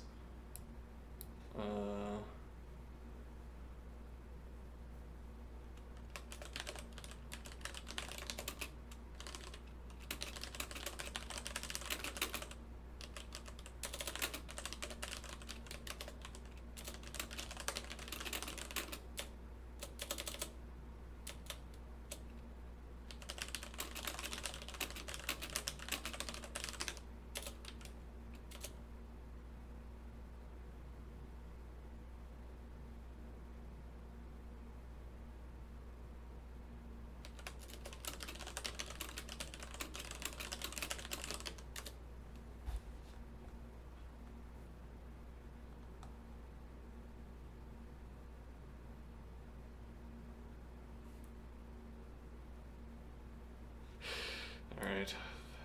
This word has gone feral.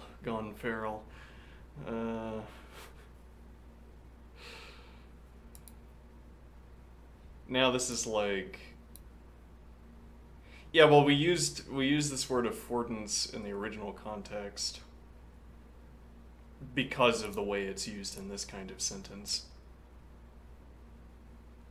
And now we're using the word at a higher degree of, or at a higher frequency than we would otherwise use it because we used it for that technical purpose, but we're no longer using it in the technical way. Let's see.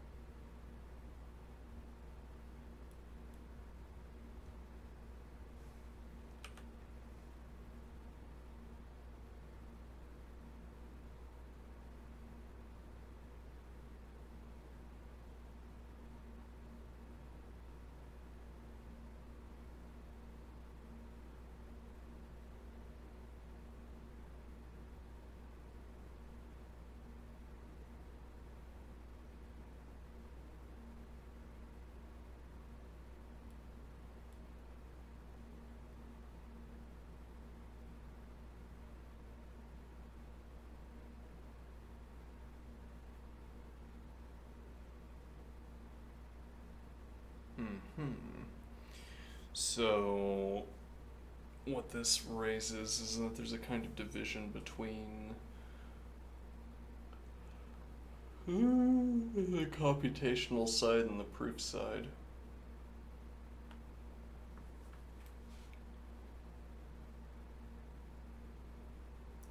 Well, but what I think what this practically means is that we would use a standard hash map.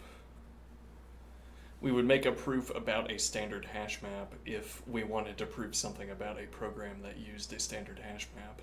As in, if the standard hash map would be the object of the proof. In a case where we needed to prove something about the standard hash map as an object. Whereas, if we instead wanted to represent a finite function, mathematical function, then we would use finmap. Okay, e.g. or one of these others.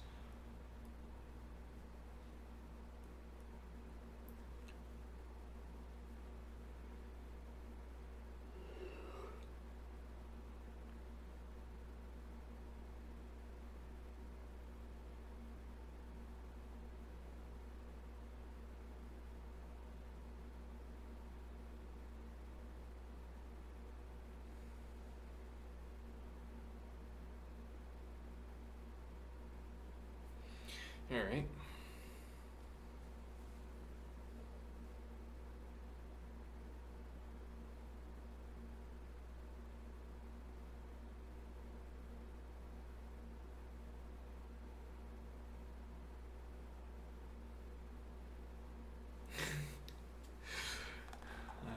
I will do that work for us. Takes me fewer watts.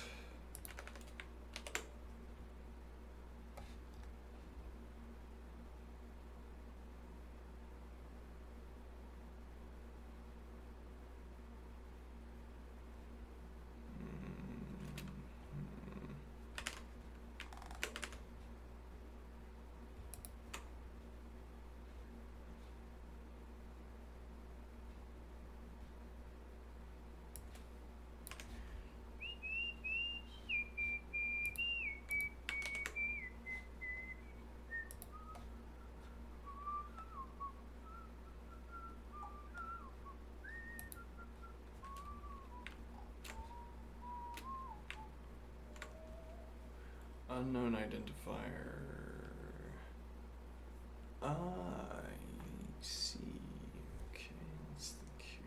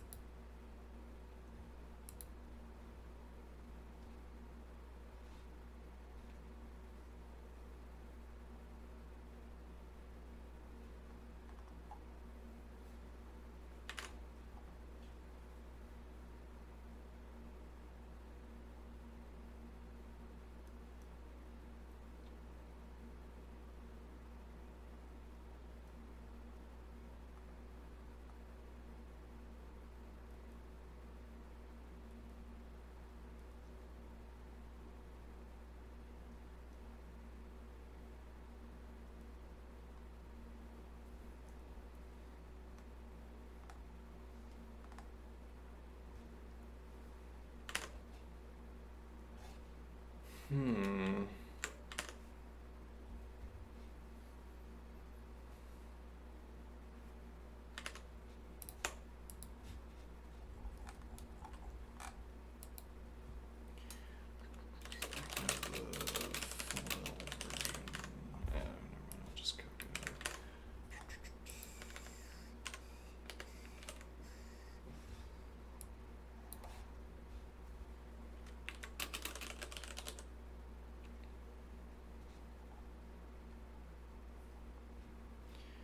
The full L version in VS Code.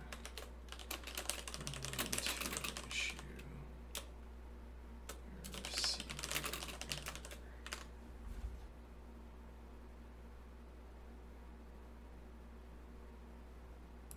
Can I do this? No. What about this? Alright. Receiving an error on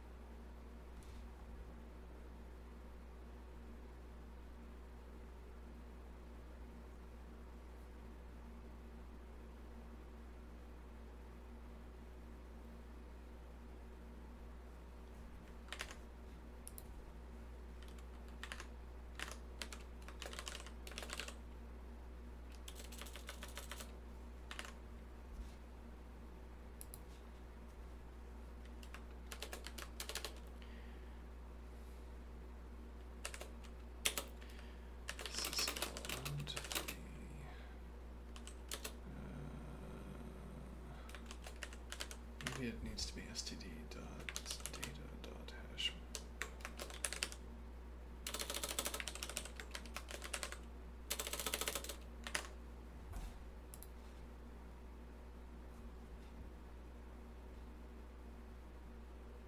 Oh, do I need... maybe I need to install... Let's see...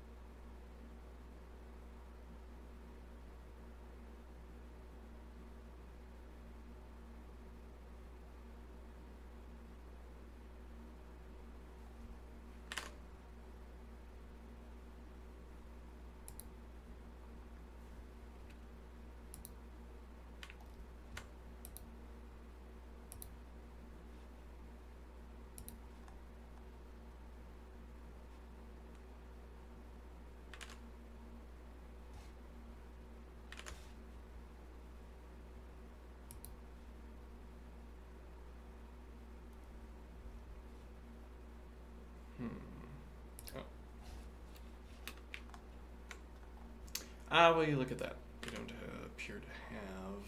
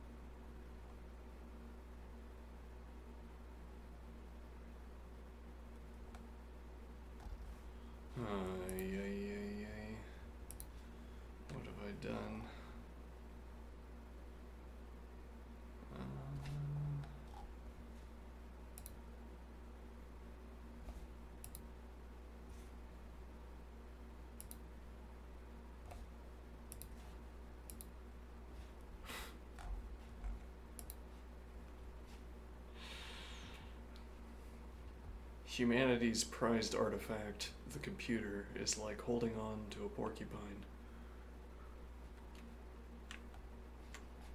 It's like putting your hand in an Iron Maiden.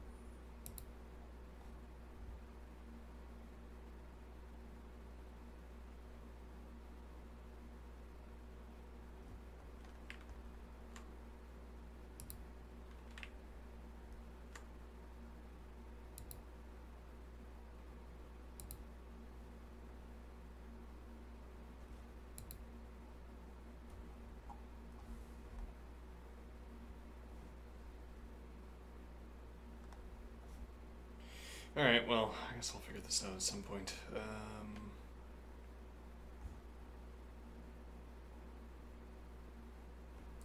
For now, I'm going to initiate exercise segment number 2.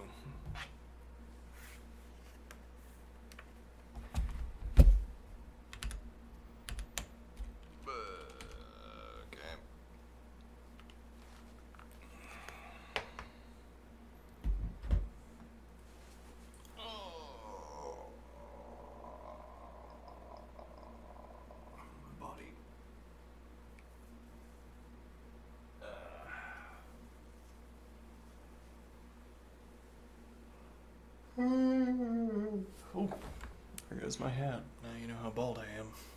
Or aren't. Or amped. Alright.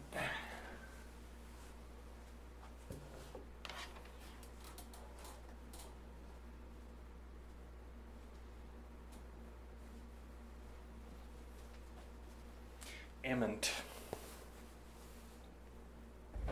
How bald I amn't. Alright, let me get this buttoned up a little bit. Okay. 10 minutes of exercise. Go.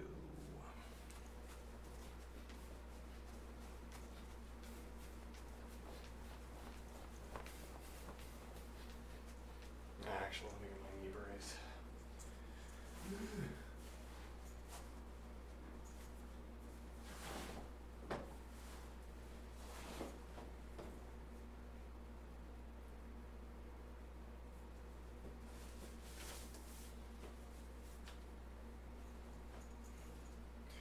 See, tights. If I want to remove my pants at any time, I'm free to do so. Freedom not afforded to people who don't wear tights under their jeans.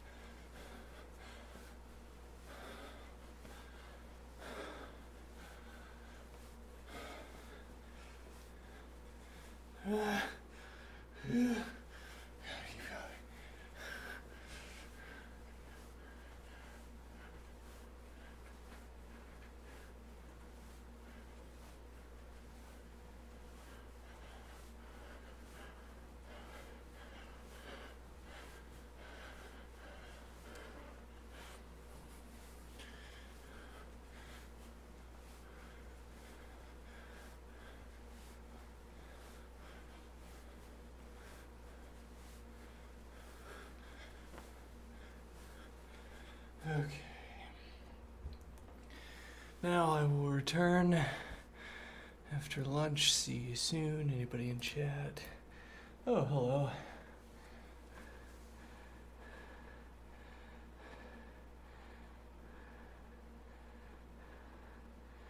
Let's see. No way does leetcode have native lean support. No, it does not. I am instead solving the problems by hand. Let's see. Face reveal. Why do I make my cam blurry? It's not, well, blurriness, if anything, is due to this not being a high-end camera. I have the light off because I prefer to sit in the dark. Alright, however, I'm going to go take lunch now.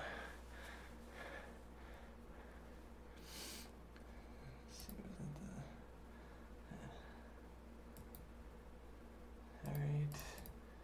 See you soon. Have a good one.